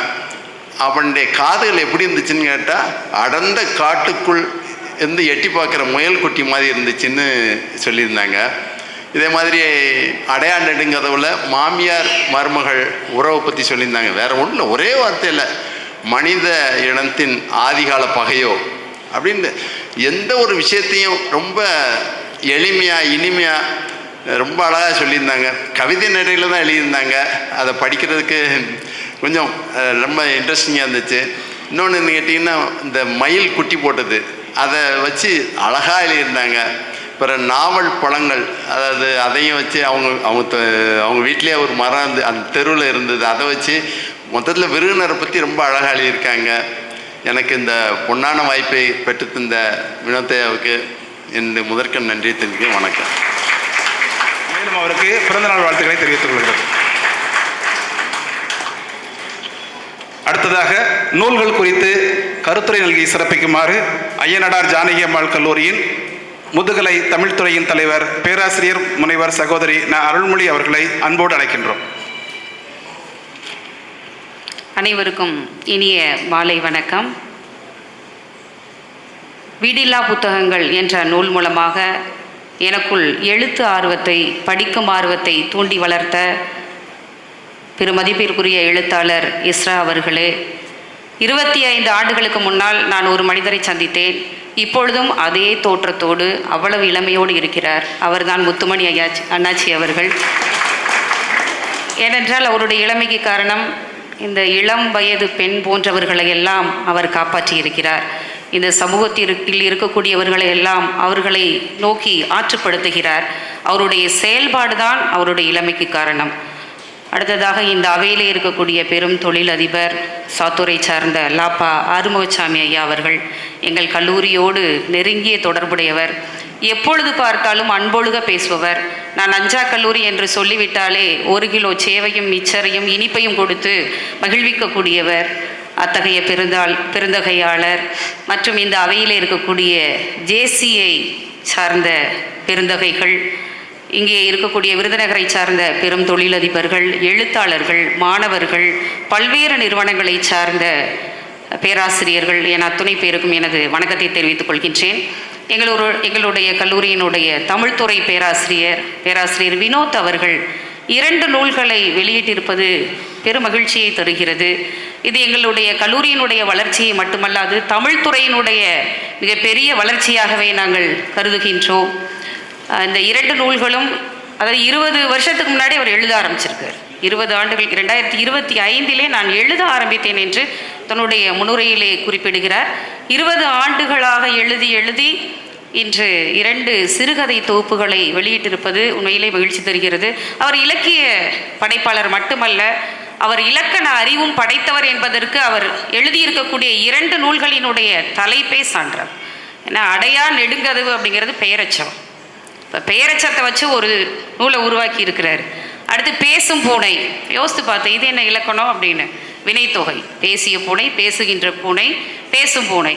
இப்போ ஒரு வினைத்தொகையிலையோ ஒரு எச்சத்திலையும் வச்சு ஒரு நூலை உருவாக்கி இருக்கிறார். ஒரு நூலிலே 23 கதைகள், மற்றொரு நூலிலே 18 கதைகள். இந்த 2 நூலை நான் முழுமையாக வாசிக்கல. பேசும் பூனை முழுவதும் வாசித்தேன். அடையா நெடுங்கதவில் ஒரு 5-6 சிறுகதைகள் வாசித்தேன். எனக்கு ரொம்ப பிடிச்ச கதை முத்துமணி அண்ணாச்சி சொன்ன மாதிரி, ஐயா சொன்ன மாதிரி அந்த தெரு ருசி அப்படிங்கிற கதை முதல்ல எனக்கு ரொம்ப ஈர்த்துச்சு. ஏன்னா நான் ஒரு கிராமத்தில் பிறந்து வளர்ந்ததுனால எங்களுடைய தெரு எல்லாமே பெரிய தெருவாக இருக்கும், திண்ணைகள் நிறைந்த தெருவாக இருக்கும், கிணறு, அம்மி, குளவி எல்லாமே பொதுவில் கிடக்கும், மாடுகளும் ஆடுகளும் மந்தையாக செல்லக்கூடிய தெருவாக இருக்கும். அதனால என்னவோ எனக்கு அந்த கதை ரொம்ப பிடிச்சது. உடனே அந்த கதையை என்னென்னு கேட்டால், ஒரு மே மாத ஒரு நடு உச்சி பொழுதில் வேகமாக வாசித்த அந்த நினைவுகளை நான் நினச்சி பார்க்குறேன். ஒரு அண்ணனும் தம்பியும், அந்த அன்னை கூட்டுட்டே என்ன பண்ணுறேன்னா அருப்புக்கோட்டையில் இருக்கக்கூடிய தெரு, ஒவ்வொரு தெருவாக கூட்டிகிட்டு போய் ஒவ்வொரு தெருவில் என்னென்னு கேட்டால் அங்கே இருக்கக்கூடிய உணவுகளை வாங்கி தர்றாரு. ஒரு தெருவுக்கு போகிறாங்க பாலாடை தோசை, அடுத்த தெருவுக்கு போகிறாங்க கடலை பருப்பு, அடுத்த தெருவுக்கு போகிறாங்க புட்டு, அப்புறம் பக்கத்தில் ஒரு பள்ளிக்கூடம். அங்கே போய் என்னென்னு கேட்டால் ஒரு தட்டை வாங்கி அங்கே ஒரு சாப்பாடு, அப்புறம் என்கிட்ட இன்னொரு நண்பரை பார்க்குறாங்க, அங்கே ஒரு கடலை பருப்புன்னு நினைக்கிறேன். இப்படி வாங்கி சாப்பிட்டுட்டே ஒவ்வொரு தெரு வழியாக கடந்து வராங்க. இவருக்கு பெரிய ஆச்சரியமாக இருக்குது இந்த தம்பிக்கு. எப்படிடா அண்ணன் இத்தனை தெருவை யாபகம் வச்சு இத்தனை பேரோட பழக்கம், புட்டு வாங்குறாரு காசு கொடுக்கல. உடனே அன்னை காசு கொடுக்கலையா, அவர் எனக்கு பழக்கம்பா, எனக்கு தெரியும் அப்படிங்கிற மாதிரி கிடக்கிறாரு. அப்புறம் அவருடைய நண்பர் பழனிங்கிறவரை அறிமுகப்படுத்துகிறாரு. அவர் என்கிட்ட பட்டாணி கடலை வியாபாரம் பார்க்குறவங்க. இப்போ பட்டாணி கடலை வியாபாரம் பார்க்குறாரு. இவரோட வாய் மென்னுக்கிட்டே இல்லையே, பட்டாணியை போட்டு எப்போ பார்த்தாலும் அரைச்சிட்டு தானே இருக்கணும், ஒருவேளை அதை விற்று பழக்கமாகி இவர் பிடிக்காமல் போயிருச்சோ அப்படிங்கிற மாதிரிலாம் அந்த இடத்துல ஒரு விவாதம் பண்ணிக்கிறார் இவரா. இப்படியே கேட்டால் ஒவ்வொரு உணவாக அறிமுகப்படுத்திட்டு கடைசியாக 20 ஆண்டுகள் ஆயிடுச்சு. இந்த தெரு எல்லாம் ரொம்ப அப்படியே சுவாரஸ்யமாக வர்ணிச்சுட்டு போகிறாரு. 20 ஆண்டு கழித்து திருப்பி அதே அருப்புக்கோட்டைக்கு போகிறாரு. அண்ணனை சந்திக்கிறாரு. அண்ணே பழனி அண்ணனை பார்ப்போமா தெருவுக்குன்னு. நீ வேற நிறைய வேலை இருக்குது, பழனி அண்ணனை பார்க்கவே மாட்டியா? இல்லை நான் என்னென்னா அவனை எங்கேயாவது மார்க்கெட்டில் வச்சு பார்ப்பேன், அப்பப்போ பேசிக்கிறதா, அதான் அவ்வளோதான் அப்படின்னு. இப்போ இந்த தம்பிக்குள்ளே ஒரு உணர்வு. அப்புறம் அவர் வேகமாக ஓடி போய் பழனி அண்ணனை பார்க்குறாரு. பழனி என்ன அப்படின்னு, அவருக்கு பழைய நினைவுகள் வந்துடாதா, நம்ம அந்த தெருவெல்லாம் சுற்றுறது ஞாபகம் வராதா அப்படின்னு அவர் யோசித்து பார்க்குறாரு. ஆனால் பழனி அப்படிங்கிறவருக்கு அந்த நினைவே இல்லை. அவர் ஏதோ ஒரு சம்பிரதாயத்துக்காக பேசினார் அப்படின்னு எழுதுறாரு. என்ன கேட்டால் 20 வருட வாழ்க்கையில் அவரவர்களுக்கான வாழ்க்கை நெருக்கடி, அவரவர்களுக்கான வாழ்வியல் எதிர்நோக்குதல் எல்லாமே சேர்ந்து ஒரு மனித வாழ்வியலை எப்படி வேகமாக கடக்க வைக்குது. மனிதர்கள் பழைய நினைவுகளை மேட்டு பார்ப்பதற்கான நேரம் இல்லை, உறவுகளை இழந்து வருகிறார்கள் என்பதாக நான் அந்த கதையை புரிந்து கொண்டேன். அந்த கதையில் அவரே எழுதுறாரு, தெரு என்பது மனிதர்களின் உணவா, உறவுகளின் காட்சியா, இல்லைன்னா கடந்து போகக்கூடிய வெறும் காட்சிகளா அப்படின்னு அவரே ஒரு கேள்வியை கேட்டுக்கிறாரு. கடைசி அந்த வீட்டில் இருக்கிறவங்க என்ன பண்ணுறாங்கன்னா, அந்த பழனி அண்ணனோட மனைவி ஒரு கடலை 2 கடலை அந்த பாக்கெட்டை கொடுத்தோடனே அதை வாங்கி சாப்பிட்டுட்டே வர்றாரு. கடைசி எழுதுறாரு, கடலை பருப்பு மட்டுமே மிகவும் ருசியாக இருந்தது. அப்போ உறவுகள் ருசிக்கலை அப்படிங்கிறது சட்டுன்னு அடிக்கிற மாதிரி இருக்குது அந்த கதையினுடைய போக்கு. அது மாதிரி நிறைய ஓமைகள், புது ஓமைகள். அதில் பார்த்தோம் அப்படின்னா, அந்த கடலை பருப்பை ஊதி இப்படி சாப்பிட்டுட்டே போகிறாங்க. அப்படி சாப்பிட்டு பருப்பேன்னு கேட்டால் நம்மளுமே என்கிட்ட கடலை பருப்பு கொடுத்தோன்னே ஒரு இது பண்ணி ஒரு ஊதுவோம். அப்போ என்கிட்ட ஒரு நடிகர், அறிமுக நடிகர் எப்படி திரைக்காட்சியில் தோன்றுகின்ற பொழுது இந்த ரசிகர்கள் எல்லாம் எப்படி வண்ணத்தாள்களை சிதறி போடுவார்களோ அதை போல அந்த கடலை தொழிய அப்படி நாங்கள் அப்படி இது பண்ணோம் அப்படின்னு சொல்லி எழுதியிருக்கிறார். இப்போ சின்னதை கூட வச்சு ஓமை தொன்மத்தை வச்சு ஓமை சொல்லியிருக்கிறாரு. அது மாதிரி ஒரு வகுப்பறையில் அந்த முடிங்கிற கதையை படித்தோடனே எனக்கு சிரிப்பு வந்துருச்சு. ஏன்னா வினோத் சார் நாங்கள் தினந்தோறும் பார்க்குறோம். இந்த வருட ஆரம்பத்தில் என்கிட்ட ஒரு நாள் ஓடி வந்தார், அம்மா இந்த வருட 1ஆம் ஆண்டு மாணவர்களோட வகுப்பு எனக்கு ரொம்ப பிடிச்சிருக்கு அப்படின்னாரு. அப்படியா சார், இப்போதாம்மா பாடம் நடத்திட்டு போய் நான் நிம்மதியாக தூங்குறேன். இல்லைன்னா ஏதாவது ஒரு மாணவர்கள் ஏதாவது ஒரு வில்லங்கத்தை இழுப்பான், இல்லை கவனிக்க மாட்டேன், எனக்கு கவனிக்கலைன்னா பிடிக்கவே பிடிக்காதுமா அப்படிம்பார். அப்போ என்னன்னு கேட்டால் அவர் முடி வச்சிருக்க மாணவனை பார்த்தோன்னே எவ்வளோ கோவம் வருது அப்படிங்கிற மாதிரி அந்த கதையில் எழுதியிருக்கிறாரு. எப்படி ஒரு உணவில் ஒரு முடி கிடந்தால் அந்த உணவினுடைய சுவையை கெடுத்து விடுமோ, அதை போல என்னுடைய இலக்கிய சுவையை அந்த மாணவனுடைய முடி கெடுத்து விட்டது என்று அந்த ஓமையில் சொல்கிறப்பவே அவருக்கான கோபம். ஒரு இலக்கிய வகுப்பை எப்படி ரசிக்கணும் மாணவர்கள் அப்படின்னு. அப்புறம் அந்த கதையினுடைய அந்த தன்மை வேற மாதிரி போகுது. அப்பா இறந்து போகிறாரு, மரணம் மொட்டை போட்டு வர்றாரு, இந்த மாதிரி கதைகள் நகருது. இது மாதிரி நிறைய கதைகள் வாசிட்டே போகலாம். காகித பொம்மைகள் அப்படின்னு ஒரு கதை. அது என்னன்னு கேட்டால், ஒரு குழந்தையை புரிந்து கொள்ளாத வீடு, குழந்தைகளை புரிந்து கொள்ளாத ஒரு பள்ளி, அந்த குழந்தைகள் எப்படி புறக்கணிக்கப்படுகிறார்கள். பொம்மை செய்கிற ஆசை இருக்கிற குழந்தைய கலை ஆர்வத்தோடு வளர்க்கணும். மதிப்பெண்ணுக்காக அந்த குழந்தையை கொட்டி என்னன்னு கேட்டால், ஒரு பள்ளி எப்படி அந்த குழந்தையை துரத்தி விடுகிறது அப்படின்னு எழுதுறாங்க. அந்த இடத்துல எல்லாம் அழுக வெடிச்சிட்டு வந்துடுது. அந்த கதையை கடைசியாக படித்து முடிக்கிறப்ப, இன்னும் கூட நம்ம திருந்தலையோ, மதிப்பெண் வச்சு நம்ம அப்படி இது பண்ணுறோம். அந்த குழந்தை ஆசாசியாக பொம்மையாக செய்யுது. அதுக்கு பள்ளி பிடிக்கல, அந்த வகுப்பறை பிடிக்கல, பாடம் நடத்துறது பிடிக்கல, அந்த உலகமே அதுக்கு பிடிக்கல. அப்போ என்ன, பொம்மையாக செஞ்சு உள்ளே வைக்கிது. ஆசிரியர்கள் கண்டிக்கிறாங்க. நிறைய பொம்மைகள் செதறப்பெல்லாம் ஆசிரியர்கள்ட்ட அடி வாங்குது. திடீர்னு ஒரு நாள் தம்பி இறந்து போகிறான். உடனே தம்பிக்காக பொம்மை செய்யுது. ஒருவேளை வண்ண பொம்மையாக செஞ்சால் தம்பி உயிரோடு வந்துடுவானோ, ஒருவேளை 200 பொம்மை செஞ்சு பிடிக்கிறப்ப தம்பி வந்துடுவானோ. அப்படின்னா அந்த குழந்தையினுடைய அந்த ஏக்கம், அந்த பெற்றோர்கள் என்னன்னா, தம்பி இறந்ததுனால அந்த குழந்தை மேலே பெரிய அழுத்தத்தை கொடுக்குறாங்க. ஒரு நாள் என்ன பண்ணி 200வது பொம்மை செஞ்சு முடிச்சிருவாங்க. கணக்கா டீச்சர் வகுப்பில் வேகமாக அந்த பொம்மைகளை செஞ்சு முடிக்கிறப்ப ஆசிரியர் பார்த்து ஒரு விளாசி சட்டுன்னு தூக்கி அந்த புத்தகத்தை எறிகிறாங்க. அந்த குழந்தைக்கு அப்படியே அழுக வெடிச்சிட்டு வருது. பள்ளியை விட்டு நிறுத்தி விடுகிறார்கள். அப்போ எப்படி ஒரு குழந்தைய எப்படி புரிஞ்சுக்காமல் இருக்கும்? வீடு புரிந்து கொள்ளவில்லை, பள்ளி ஆசிரியர்கள் புரிந்து கொள்ளவில்லை, இன்னும் கூட இந்த கல்விக்கான சூழல் நன்றாக இல்லை என்பதாக அந்த கதை சாடுறதாக தான் நான் பார்க்குறேன். இப்படி நிறைய கதைகள். களம் அப்படின்னு ஒரு கதை, அது வினோத் சாரோட சங்க இலக்கிய அந்த பைத்தியம் அப்படின்னு கூட சொல்லலாம். இல்லை அந்த சங்க இலக்கிய பித்து அப்படிங்கிறதுக்கு அது ஒரு சான்றாக இருக்குது. சங்க இலக்கிய மாதிரியே போய் அங்கே சங்க இலக்கியத்துக்கும் இன்றைக்குமான ஒரு தொடர்பை ஏற்படுத்துறதாக அந்த கதை நகருது. இப்படி எல்லா கதைகளுமே வாசிக்க ஒவ்வொரு தன்மையில் நகர்ந்துகிட்டே இருக்குது. சில கதைகள் புரியாமல் கூட இருக்குது. நானும் சொன்னேன், என்ன சார் புதுமை பித்தன் மாதிரி உங்களுடைய சில கதைகளும் புரியலை. அப்போ என்னன்னு கேட்டால், படைப்பாளர் என்னை திருப்பி வாசித்து நீங்கள் என்னை புரிஞ்சுக்கிறணும், ஒரு தடவை படித்தோடனே என்னை புரிஞ்சுக்க கூடாது அப்படிங்கிற மாதிரி என் நோக்கத்துலேயும் கூட சில கதைகள் நகருது. சில கதைகள் பார்த்தோன்னா சட்டையார் அப்படின்னு சொல்லக்கூடிய அங்கதத்தில் நகருது. சிலாம் படித்தோடனே அவர் என்ன செய்வார்னா, சில வேலைகளில் துறையிலே கூட நகைச்சுவையாக பேசிடுவார், ஆனால் அமைதியாக இருந்துக்கிறார். ஜோக் அடிச்சுட்டு அமைதியாக இருப்போம், நாங்களாம் சிரிப்போம், ஆனால் அமைதியாக. அது மாதிரி சில கதைகள். இப்போ அவர் கேட்டால் நகைச்சுவை எழுதுறாரு, நம்ம சிரிக்கலாம், ஆனால் படைப்பாளர் அமைதியாக இருப்பது போல ஒரு பாவனையில் சில கதைகள்லாம் நகருது. அந்த குறுங்கதைகள்லாம் அதுக்கான சான்றுகளாக இருக்குது. எங்களுடைய பேராசிரியர், எங்கள் கல்லூரியினுடைய பேராசிரியர் நல்ல நல்ல கதைகளை எழுதியிருக்கிறார். எல்லோரும் வாசிக்க வேண்டும். அவருடைய அம்சிறை தும்பி இலக்கிய வட்டத்தையும் வளர்த்தெடுத்து வருகின்றார். எங்களுடைய அய்யனாடார் ஜானகி அம்மாள் கல்லூரிக்கும் தமிழ்துறைக்கும் பெருமை சேர்த்திருக்கக்கூடிய பேராசிரியர் வினோத்தினுடைய எழுத்துக்கள் கல்மேல் எழுத்து போல எல்லா காலமும் நிலைக்கட்டும் என்று கூறி வாய்ப்பிற்கு நன்றி கூறி விடைபெறுகிறேன். நன்றி, வணக்கம். சிறப்பானதொரு கருத்துரை நல்கிய பேராசிரியை முனைவர் அருள்மொழி அவர்களுக்கு நன்றி. வினோத் ஐயாவுடைய இலக்கிய அறிவு மட்டுமல்லாது இலக்கிய செழுமையையும் பாராட்டி பேசியமைக்கு நன்றி. அடையா நெடுங்கதவு பெயரச்சம்னு சொன்னீங்க. அப்புறமா ஒரு விஷயம் சொன்னீங்க, பேசும் பூனைன்னு சொல்லி பெயர் வச்சிருக்கிறான்னு சொன்னீங்க. ஆனால் எங்கள் எஸ்ரா ஐயாவுடைய கலிலியோ மண்டிடுவதில்லை கதையில் ஓசில் அப்படிங்கிற பூனை எப்போவோ பேசிருச்சு. அதோடைய தாக்கமாக கூட இருக்கலாம் என்பதை இந்த கருத்தினை தாழ்மையுடன் தெரிவித்துக் கொள்கிறேன். அடுத்ததாக விழாவில் இன்று புதிதாக வெளியான நூல்களை குறித்து கருத்துரை வழங்கி சிறப்பிக்குமாறு மதுரை மாவட்ட கல்வி அலுவலர், இலக்கிய ஆர்வலர், மேலும் விஜய் தொலைக்காட்சியில் வரும் சிந்து பைரவி தொடரில் நடித்து வரும் நடிகர் என பன்முகம் கொண்ட இன்முகம் திரு ஜான் பாக்கியா ஐயா அவர்களை அன்போடு அழைக்கிறோம்.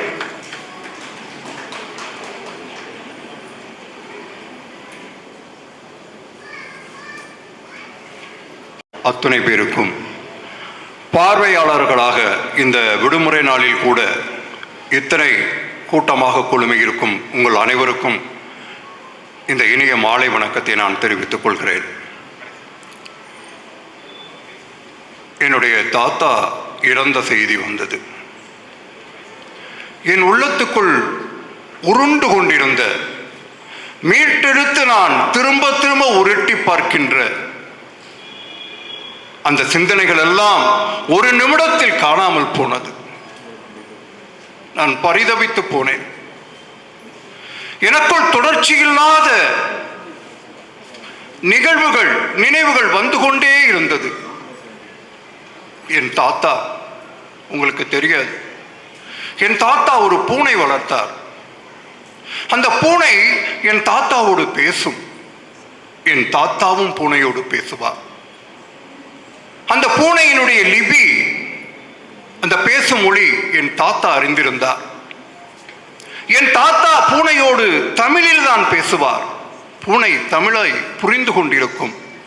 எப்படி என் தாத்தா அதன் பாஷையை, அதன் லிபியை புரிந்து கொள்கிறாரோ அதே போல தாத்தாவின் தமிழையும் அந்த பூனை புரிந்து கொண்டிருக்க வேண்டும். நான் அப்படித்தான் நினைத்தேன்.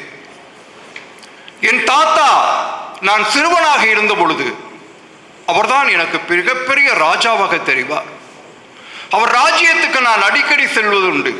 நான் ஊருக்கு செல்லுகின்ற பொழுதெல்லாம் என் தாத்தாவை ஒரு ராஜாவாக, அவர் ராஜ்யத்தை நான் பார்ப்பது எனக்கு வாடிக்கை. நீங்கள் ராஜ்யம் என்றவுடன் ஏதோ ஒன்றாக நினைத்து விடாதீர்கள். என் தாத்தா காய்கறி கடை வைத்திருந்தார். அந்த காய்கறி கடையிலே இந்த காய்களை அடுக்கி வைப்பதற்கும் விற்பனை செய்வதற்குமாக ஒரு பெரிய மேடை இருக்கும். என் உயரத்திற்கு மேலே இருக்கும்.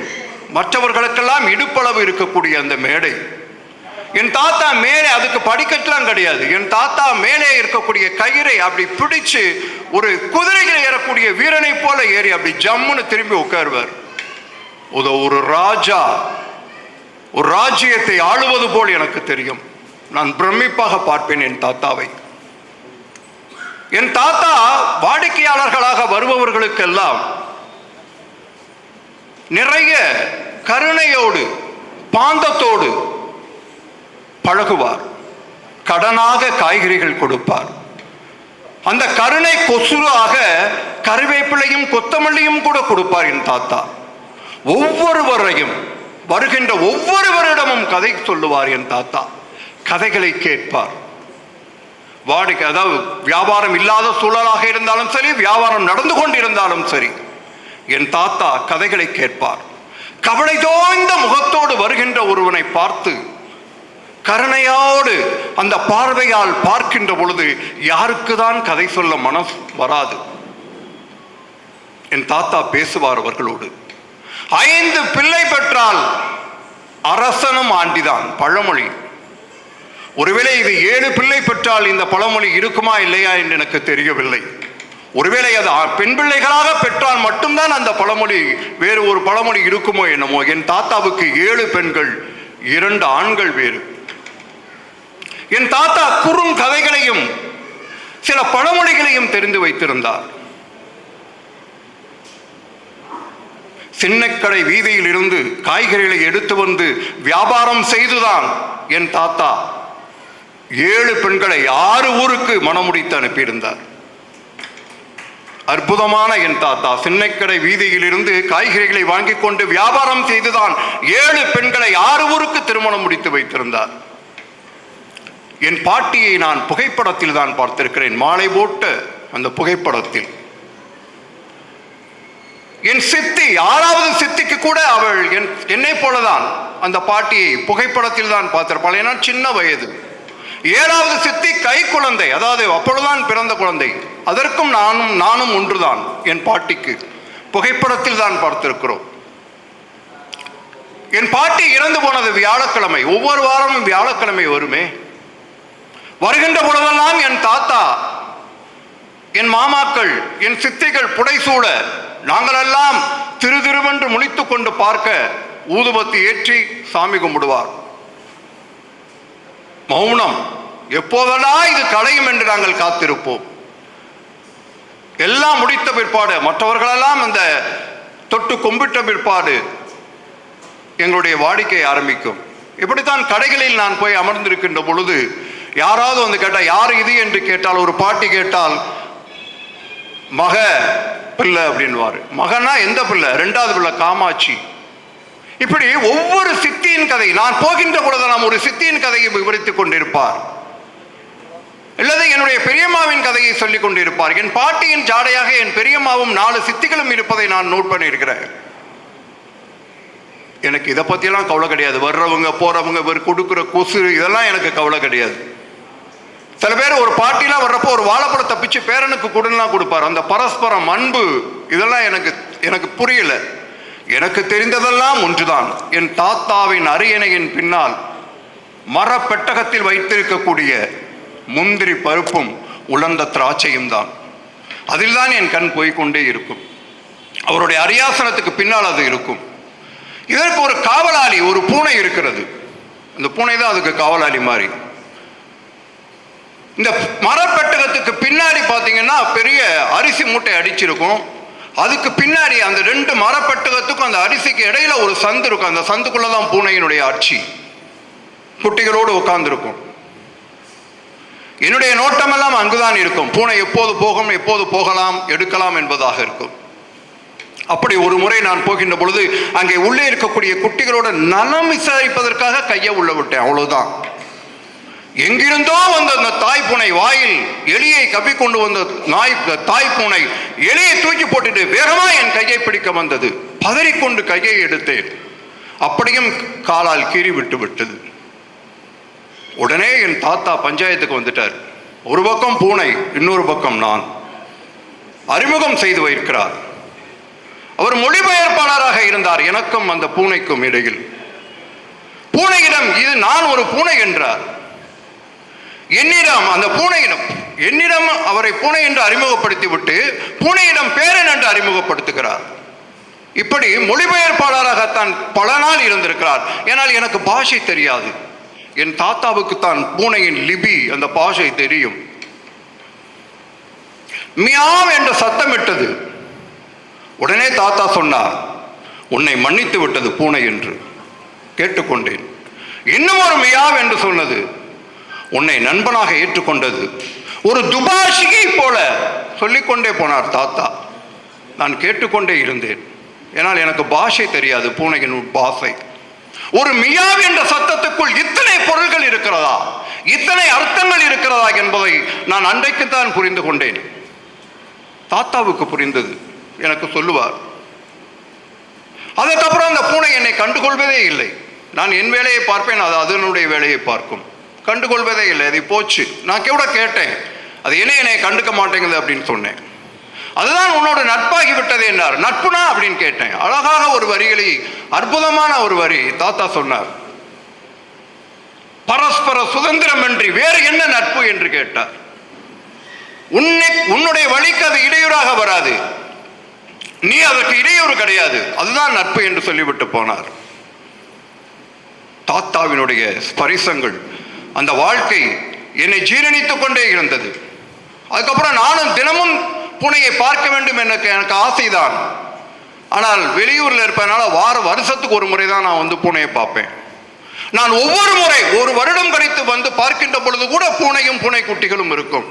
எனக்கு ஒரே குழப்பமாக இருக்கும். முதல் தடவை வந்த பொழுது குட்டிகள் இருந்தது, அது பெரிதாக இருக்குமே, அது எங்கே போயிருக்கும் என்ற சந்தேகம் வேறு. தாத்தாவிடம் கேட்டால் ரொம்ப அழகாக சொல்லுவார், அதுதான் இது. பூனைகளுக்கு பல பிறவிகள் உண்டு, எப்படித்தான் சொல்வார் தாத்தா. எனக்கு ஒரே குழப்பமாக இருந்தது. ஒவ்வொரு முறையும் குட்டியோடு அதே பூனை இருக்குமா? விளங்கவில்லை தாத்தா.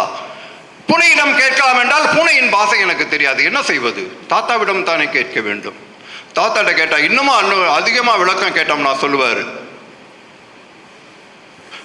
உனக்கு புரியாது, பூனைகளுக்கு பல உறவுகள் உண்டு, அந்த பூனை தான் இது அப்படின்னு சொல்லிட்டு அதற்கு மேல பம்மாத்தாக சில விஷயங்களையும் சொல்லி நம்மளை சமாதானப்படுத்துவார். அதுதான் இன்னும் நம்மை மேலுமாக குழப்பி விடும் என்னை. அப்போதுதான் நான் ஒரு விஷயத்தை தெரிஞ்சுக்கிட்டேன். அப்படி அவர்கள் சொன்ன சுவாரஸ்யமான விஷயங்கள் தான் என்னை அந்த தாத்தாவிடம் ஈர்த்திருக்கிறது என்பது அப்போது எனக்கு புரியவில்லை, இப்போது புரிகிறது. பாட்டி இறந்ததுக்கு அப்புறம் மேல் சட்டையே அணிவதில்லை என்னுடைய தாத்தா. பூஜை அறையில் அந்த பாட்டியினுடைய படத்துக்கு கீழே ஒரு வெண் சங்கு இருக்கும். அதை திருட்டுத்தனமாக எடுத்து ஊதுவதற்கு 100 முறையாவது முயற்சித்திருக்கிறேன், ஒரு முறை கூட வெற்றி பெறவில்லை. ஒரு மரம் பீரோ இருக்கும், அந்த பீரோவை திறந்து பார்த்தோம்னா 100 கரப்பாம்பூச்சி இருக்கும். நான் வெகுண்டு எழுந்தால் என் தாத்தாவும் சித்திகளும் என் மாமாக்களும் சித்திகளும் கூடாக சொல்வார்கள், அது பணப்பாச்சான்கள், தொடாதே என்பார்கள். ஆனால் எனக்கு தெரிந்த வரையில் என் தாத்தாவிடம் பணம் இருந்ததே இல்லை, தங்கியதே இல்லை. 7வது சித்திக்கு திருமணம் முடிக்கின்ற பொழுது என் தாத்தா கடன் வாங்கினார், நன்றாக ஞாபகம் இருக்கிறது. எனக்குள்ளே நட்பு வட்டாரங்கள் உருவான பிற்பாடு தாத்தா சற்று தூரமாகி போனார். அதற்கப்புறம் நான் எப்போதாவது இடைவெளியில் 2 வருடத்திற்கு ஒரு முறை நான் போகின்ற பொழுது கேள்விப்பட்டேன், தாத்தா கடையை மாற்றி விட்டார், வேறொருவருக்கு கொடுத்து விட்டார் என்று. மனசு எனக்கு ஒரு மாதிரியாக இருந்தது. ஒரு ராஜாவாக, ஒரு அரியணையில் இருக்கக்கூடியவராக நான் பார்த்த என் தாத்தா கடையை கொடுத்து விட்டாரா என்பது எனக்கு நெருடலாகத்தான் இருந்தது. என் தாத்தாவை பார்த்தேன். என் தாத்தா தவங்கி போயிருந்தார், தமிழ் தவங்கி போயிருந்தார். எனக்கு மனசு கஷ்டமாக இருந்தது. தாத்தாவின் பார்ப்பதற்காக மட்டும் இறுதியாக அந்த ஊருக்கு செல்கிறேன் கனமான இதயத்தோடு. தாத்தாவை நான் பார்க்க வேண்டும். நிறைவான வயதில் தான் இறந்து போகிறார் என்றாலும் கூட என் மண்டைக்குள் ஓடுகின்ற நிகழ்வுகளுக்கும் கேள்விகளுக்கும் என்னால் பதில் சொல்ல முடியவில்லை. அந்த சடங்கில் நான் கலந்து கொண்டேன். என் உணர்வுகளை எல்லாம் அடக்கிக் கொண்டு ஒரு வேற்று மனிதனைப் போல நான் அந்த சடங்குகளில் கலந்து கொண்டேன். என் தாத்தாவுக்கு நிறைய பேரன்கள் பேத்திகள் குழுமி இருந்தார்கள். அவர்களை பார்க்கின்ற பொழுதெல்லாம் ஒரு அந்நியர்களை பார்ப்பது போல நான் பரிதவித்து போனேன். யாரென்றே தெரியவில்லை. இவர்களுக்கும் எனக்குமான அண்ணனும் தங்கையும் தானே, அக்காலும் தம்பியும் தானே. இந்த உறவை நான் எப்போது அறுத்துக் கொண்டேன் என்று நான் என்னை நானே கேட்டுக்கொண்டேன். மயானத்திற்கு எடுத்துச் சென்றார்கள் தாத்தாவை. எல்லாம் முடிந்தது. நான் வீட்டுக்கு வந்தேன். அப்போதுதான் சற்றென்று எனக்கு ஞாபகம் வந்தது. மயானத்திலே சற்று தாழ்வான அந்த கோட்டை சுவரின் மீது ஒரு பூனை அசையாமல் மெல்லிய ஒளி எழுப்பிக் கொண்டு தாத்தாவையே பார்த்து கொண்டிருந்ததே. அது யார்? அது தாத்தாவின் பூனை. அது என் தாத்தாவின், அதன் பாஷை தெரிந்த என் தாத்தாவின் பூனை. ஏனென்றால் அதனுடைய மெல்லிய குரல், அந்த மெலிந்த குரல், அந்த பாஷை என் தாத்தாவுக்கு மட்டும்தான் புரியும். உங்களின் பேசும் பூனை வினோத் என்னை நீண்ட நேரம் அள வைத்து விட்டது. இதுதான் அவருடைய பேசும் பூனையினுடைய அற்புதமான கதை. நான் வாழ்ந்துட்டேன். நான் வாழ்ந்துட்டேன். அந்த தாத்தாவா எனக்கு ஒரு ஆசை, அந்த பேரனாக வாழ்ந்திருக்கலாமா. எப்படி ஒரு இதில் பாருங்க, ஒரு சின்ன கதை 6 பக்கம் தான், 5.5 பக்கங்கள் தான் சொல்லணும். அது எக்ஸாக்டாக சொல்லணும்னு சொன்னீங்கன்னா என்னென்ன நட்புனா என்னென்ன அருமையாக சொல்லிட்டு போயிருக்காரு. அவ்வளோதான். ஒரு பானை சோற்றுக்கு ஒரு சோறு பதம். இந்த ஒரு கதை போதும் தலைவா தலைவா அப்படின்ற மாதிரி தான். ஒரு பானை சோற்றுக்கு ஒரு சோறு போதும். அற்புதமான கதை பாருங்க. எவ்வளோ மேட்ரு எனக்கு கொடுத்துட்டு போயிருக்காரு. எவ்வளோ மேட்ரு. நட்புனா என்ன? பரஸ்பர சுதந்திரம் அன்றி வேறு என்னன்னு கேட்கிறார். தாத்தாவின் மூலமாக அற்புதமான ஒரு மெசேஜ் கொடுத்திருக்கிறார். பரஸ்பர சுதந்திரம் அன்றி வேறு என்ன? அதுதான்டா நட்பு, அவ்வளவுதான்டா. பொட்டில் அடிச்ச மாதிரி சொல்லிட்டு போயிருக்காரு. பாருங்க, இன்றைக்கு நாம் உறவுகளை எல்லாம் இழந்து கொண்டு இருக்கிறோம். நிறைய உறவுகள் இருக்கிறது. ஒரு 15 வருடத்திற்கு முன்னாக 10 வருடத்துக்கு முன்னாக இருந்த உறவுகளெல்லாம் இன்னைக்கு தொலைத்து விட்டு தீவுகளாக வாழ்ந்து கொண்டிருக்கிறோம். என் அண்ணனை, என் உடம்பிருந்த பெரியப்பா, சித்தப்பா, மாமா, அத்தை, அவங்களுடைய குழந்தைகள் எல்லாத்தையும் மறந்து போயிட்டோம். ஆனா அற்புதமாக கேட்கிறாரு, மனம் ஒடிந்து கேட்கிறார் அந்த கதையில. இந்த உறவுகளை எல்லாம் நான் என்றைக்கு அறுத்து இருந்தேன் அப்படின்னு சொல்லி. எவ்வளவு ஆழமானவர். எனக்கு கஷ்டமா இருந்துச்சு, வெக்கமா இருந்துச்சு. நானும் கூட அப்படி அடுத்து கொண்டு தான் திருக்கிறேன். பொட்டில் அடிச்ச மாதிரி சொல்லியிருக்கிறார். திரும்ப போய் அந்த உறவுகளை நான் புதுப்பிக்க ஆசைப்படுகிறேன். இதுதாங்க கதை, இதுதான் மெசேஜ். ஒரு கதை படிக்கின்ற பொழுது அது என்னை பாதிக்கிறது என்று சொன்னால், எனக்குள் ஒரு மாற்றத்தை ஏற்படுத்துகிறது என்று சொன்னால், அங்கதான் வினோத் சார் வெற்றி. அதான் வினோத் சாருடைய வெற்றி. நல்லா கைதட்டுங்க. அற்புதமான விஷயத்தை எனக்கு கொடுத்திருக்கிறார். உங்களுக்கு வாய்ப்பு இருந்தால், உங்களுக்கு அற்புதமான விஷயங்கள் உங்களுக்கும் உங்கள் குடும்பத்தில் இருக்கக்கூடிய ஒவ்வொரு உறுப்பினருக்கும் உங்கள் பிள்ளைகளுக்கும் தெரிய வேண்டும் என்று சொன்னால் கதை படியுங்கள். அவருடைய சிஷியர் இவர், குருவின் சிஷியர் அவர். எஸ்ரா தான் குரு அப்படின்னா அவருடைய மேலான சிஷியர் இவர். எஸ்ரா அவர்கள் குறிப்பிட்டிருப்பாங்க ஒரு விஷயத்தை, முதுகை பார்த்து வயதை அளவிட முடியாது. நீங்க பாருங்க, வேணா டெஸ்ட் பண்ணி பாருங்க. முதுகை பார்த்து வயதை அளவிட முடியாதுன்னு பாருங்க. ஒரு அற்புதமான ஒரு கதை, எஸ்ரா அவருடைய கதை. அந்த இதை நான் கோடிட்டு காட்ட விரும்புகிறேன். தனிமையின் வீட்டிற்கு 100 ஜன்னல்கள் அப்படின்ற கதை. கற்பனை. நான் ஏன் அவரை குரு அவரை சிஷியன் சொன்னேன்னா, 2 பேரும் பாருங்க அந்த பேரலா போயிட்டு இருக்காங்க. அங்க என்ன நான் மெசேஜ் வாங்கிக்கிட்டேனோ அவர் கதையில, அதே அளவுக்கு இங்கேயே எனக்கு மெசேஜ் கிடைக்குது. அப்படின்னா சரியான பாதையில் அவர் பயணிக்கிறார், சரியான குருவுக்கு பின்னால் அவர் பயணிக்கிறார் என்பதுதான் அர்த்தம். இது குருவுக்கு கிடைத்த பெருமை. நிச்சயமாக இது ஒரு குருவுக்கு கிடைத்த பெருமை. அவருடைய கற்பனையை பாருங்க, நீங்களாம் மிரண்டு போயிருவீங்க. புலிக்கொத்தி பாறைன்னு ஒரு பெரிய பாறை ஊட்டியில, ஒரு டீ எஸ்டேட்ல, அதுக்கு மேல தனிமையின் வெட்டி 100 ஜன்னல்கள் கொண்ட மிகப்பெரிய அற்புதமான ஒரு பில்டிங்கை கட்டுறாரு. பிலாத்து அப்படின்னு ஒரு டீ எஸ்டேட் ஓனர்.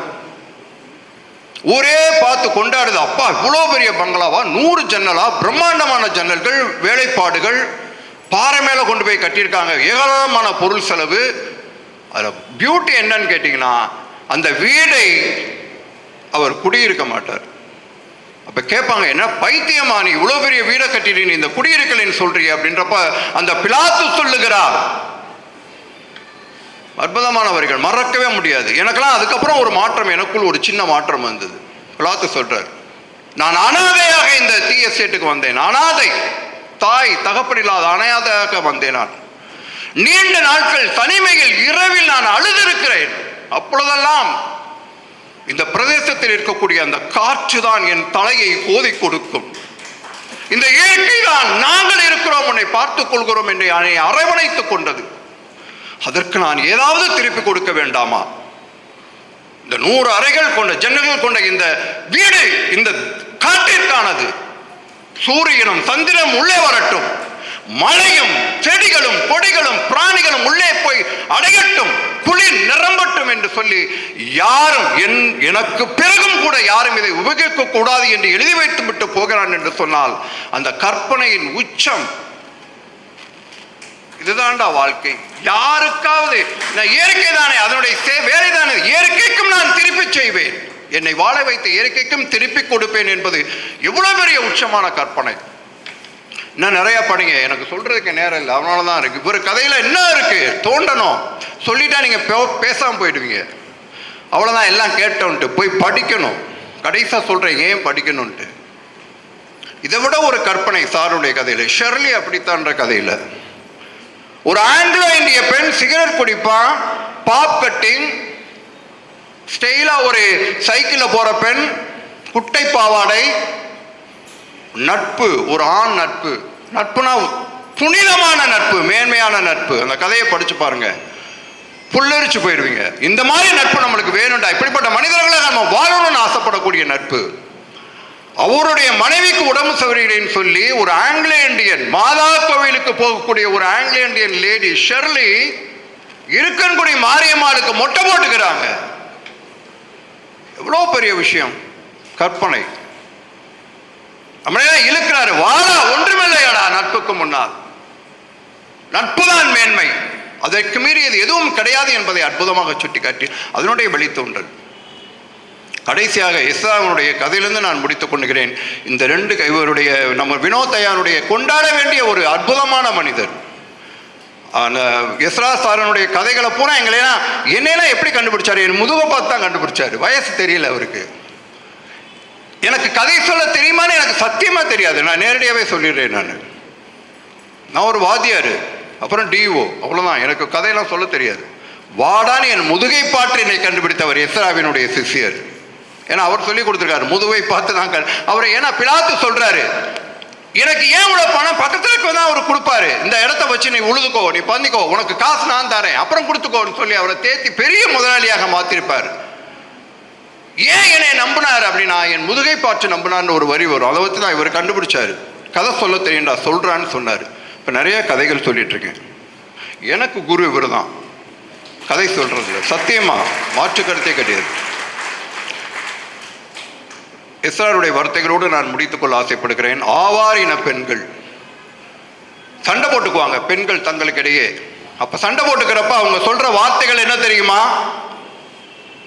ஒரு பெண்ணும் இன்னொரு பெண்ணும் மண்ணை வாரி தூற்றி கொண்டு சொல்லக்கூடிய கடினமான சொற்கள் என்ன தெரியுமா? உன் பிள்ளைக்கும் உங்க வம்சத்துக்கே தாய்மொழி கற்றுக் கொடுக்க ஆள் இல்லாமல் போகட்டும், தாய்மொழி தெரியாமல் போகட்டும் என்று சொன்னாலாம். அப்படிதான் சண்டை போடுவாங்களாம். சொல்லியிருக்காரு சார். நம்ம அந்த அளவுக்கு போக வேண்டாம். உங்கள் குழந்தைகள் எது வேண்டுமானாலும் படித்து விட்டு போகட்டும், எந்த புலமை வேண்டுமானாலும் பெற்றுக்கொள்ளட்டும், தொழில்நுட்பத்துக்குள் கூட போகட்டும். ஆனால் அதெல்லாம் ஒரு குறிப்பிட்ட காலம்தான். ஆனால் வாழும் வரை ஒரு மனிதனை நேர்மையாக்குவது, வாழும் வரை ஒரு மனிதனை புனிதனாக்குவது புத்தகங்கள் தான், அற்புதமான கதைகள் தான். அது கொடுக்கக்கூடிய ஒழுக்கமும், அது கொடுக்கக்கூடிய மேன்மையும், அது கொடுக்கக்கூடிய உண்மையும், அது கொடுக்கக்கூடிய வெற்றியும் தன்னம்பிக்கையும் வேறு எதுவும் கொடுக்க முடியாது என்பதை இவர்கள் முன்னால் சாட்சியாக நின்று சொல்லிவிட்டு செல்கிறேன். புத்தகங்கள் படித்து உங்கள் குழந்தைகளை படிக்க வைத்தால் அதுதான் நீங்கள் உங்கள் குழந்தைகளுக்கு செய்யக்கூடிய மிகப்பெரிய பணி என்பதை அறுதியிட்டு சொல்லி வாய்ப்புக்கு நன்றி கூறி விடைபெறுகிறேன். நன்றி, வணக்கம்.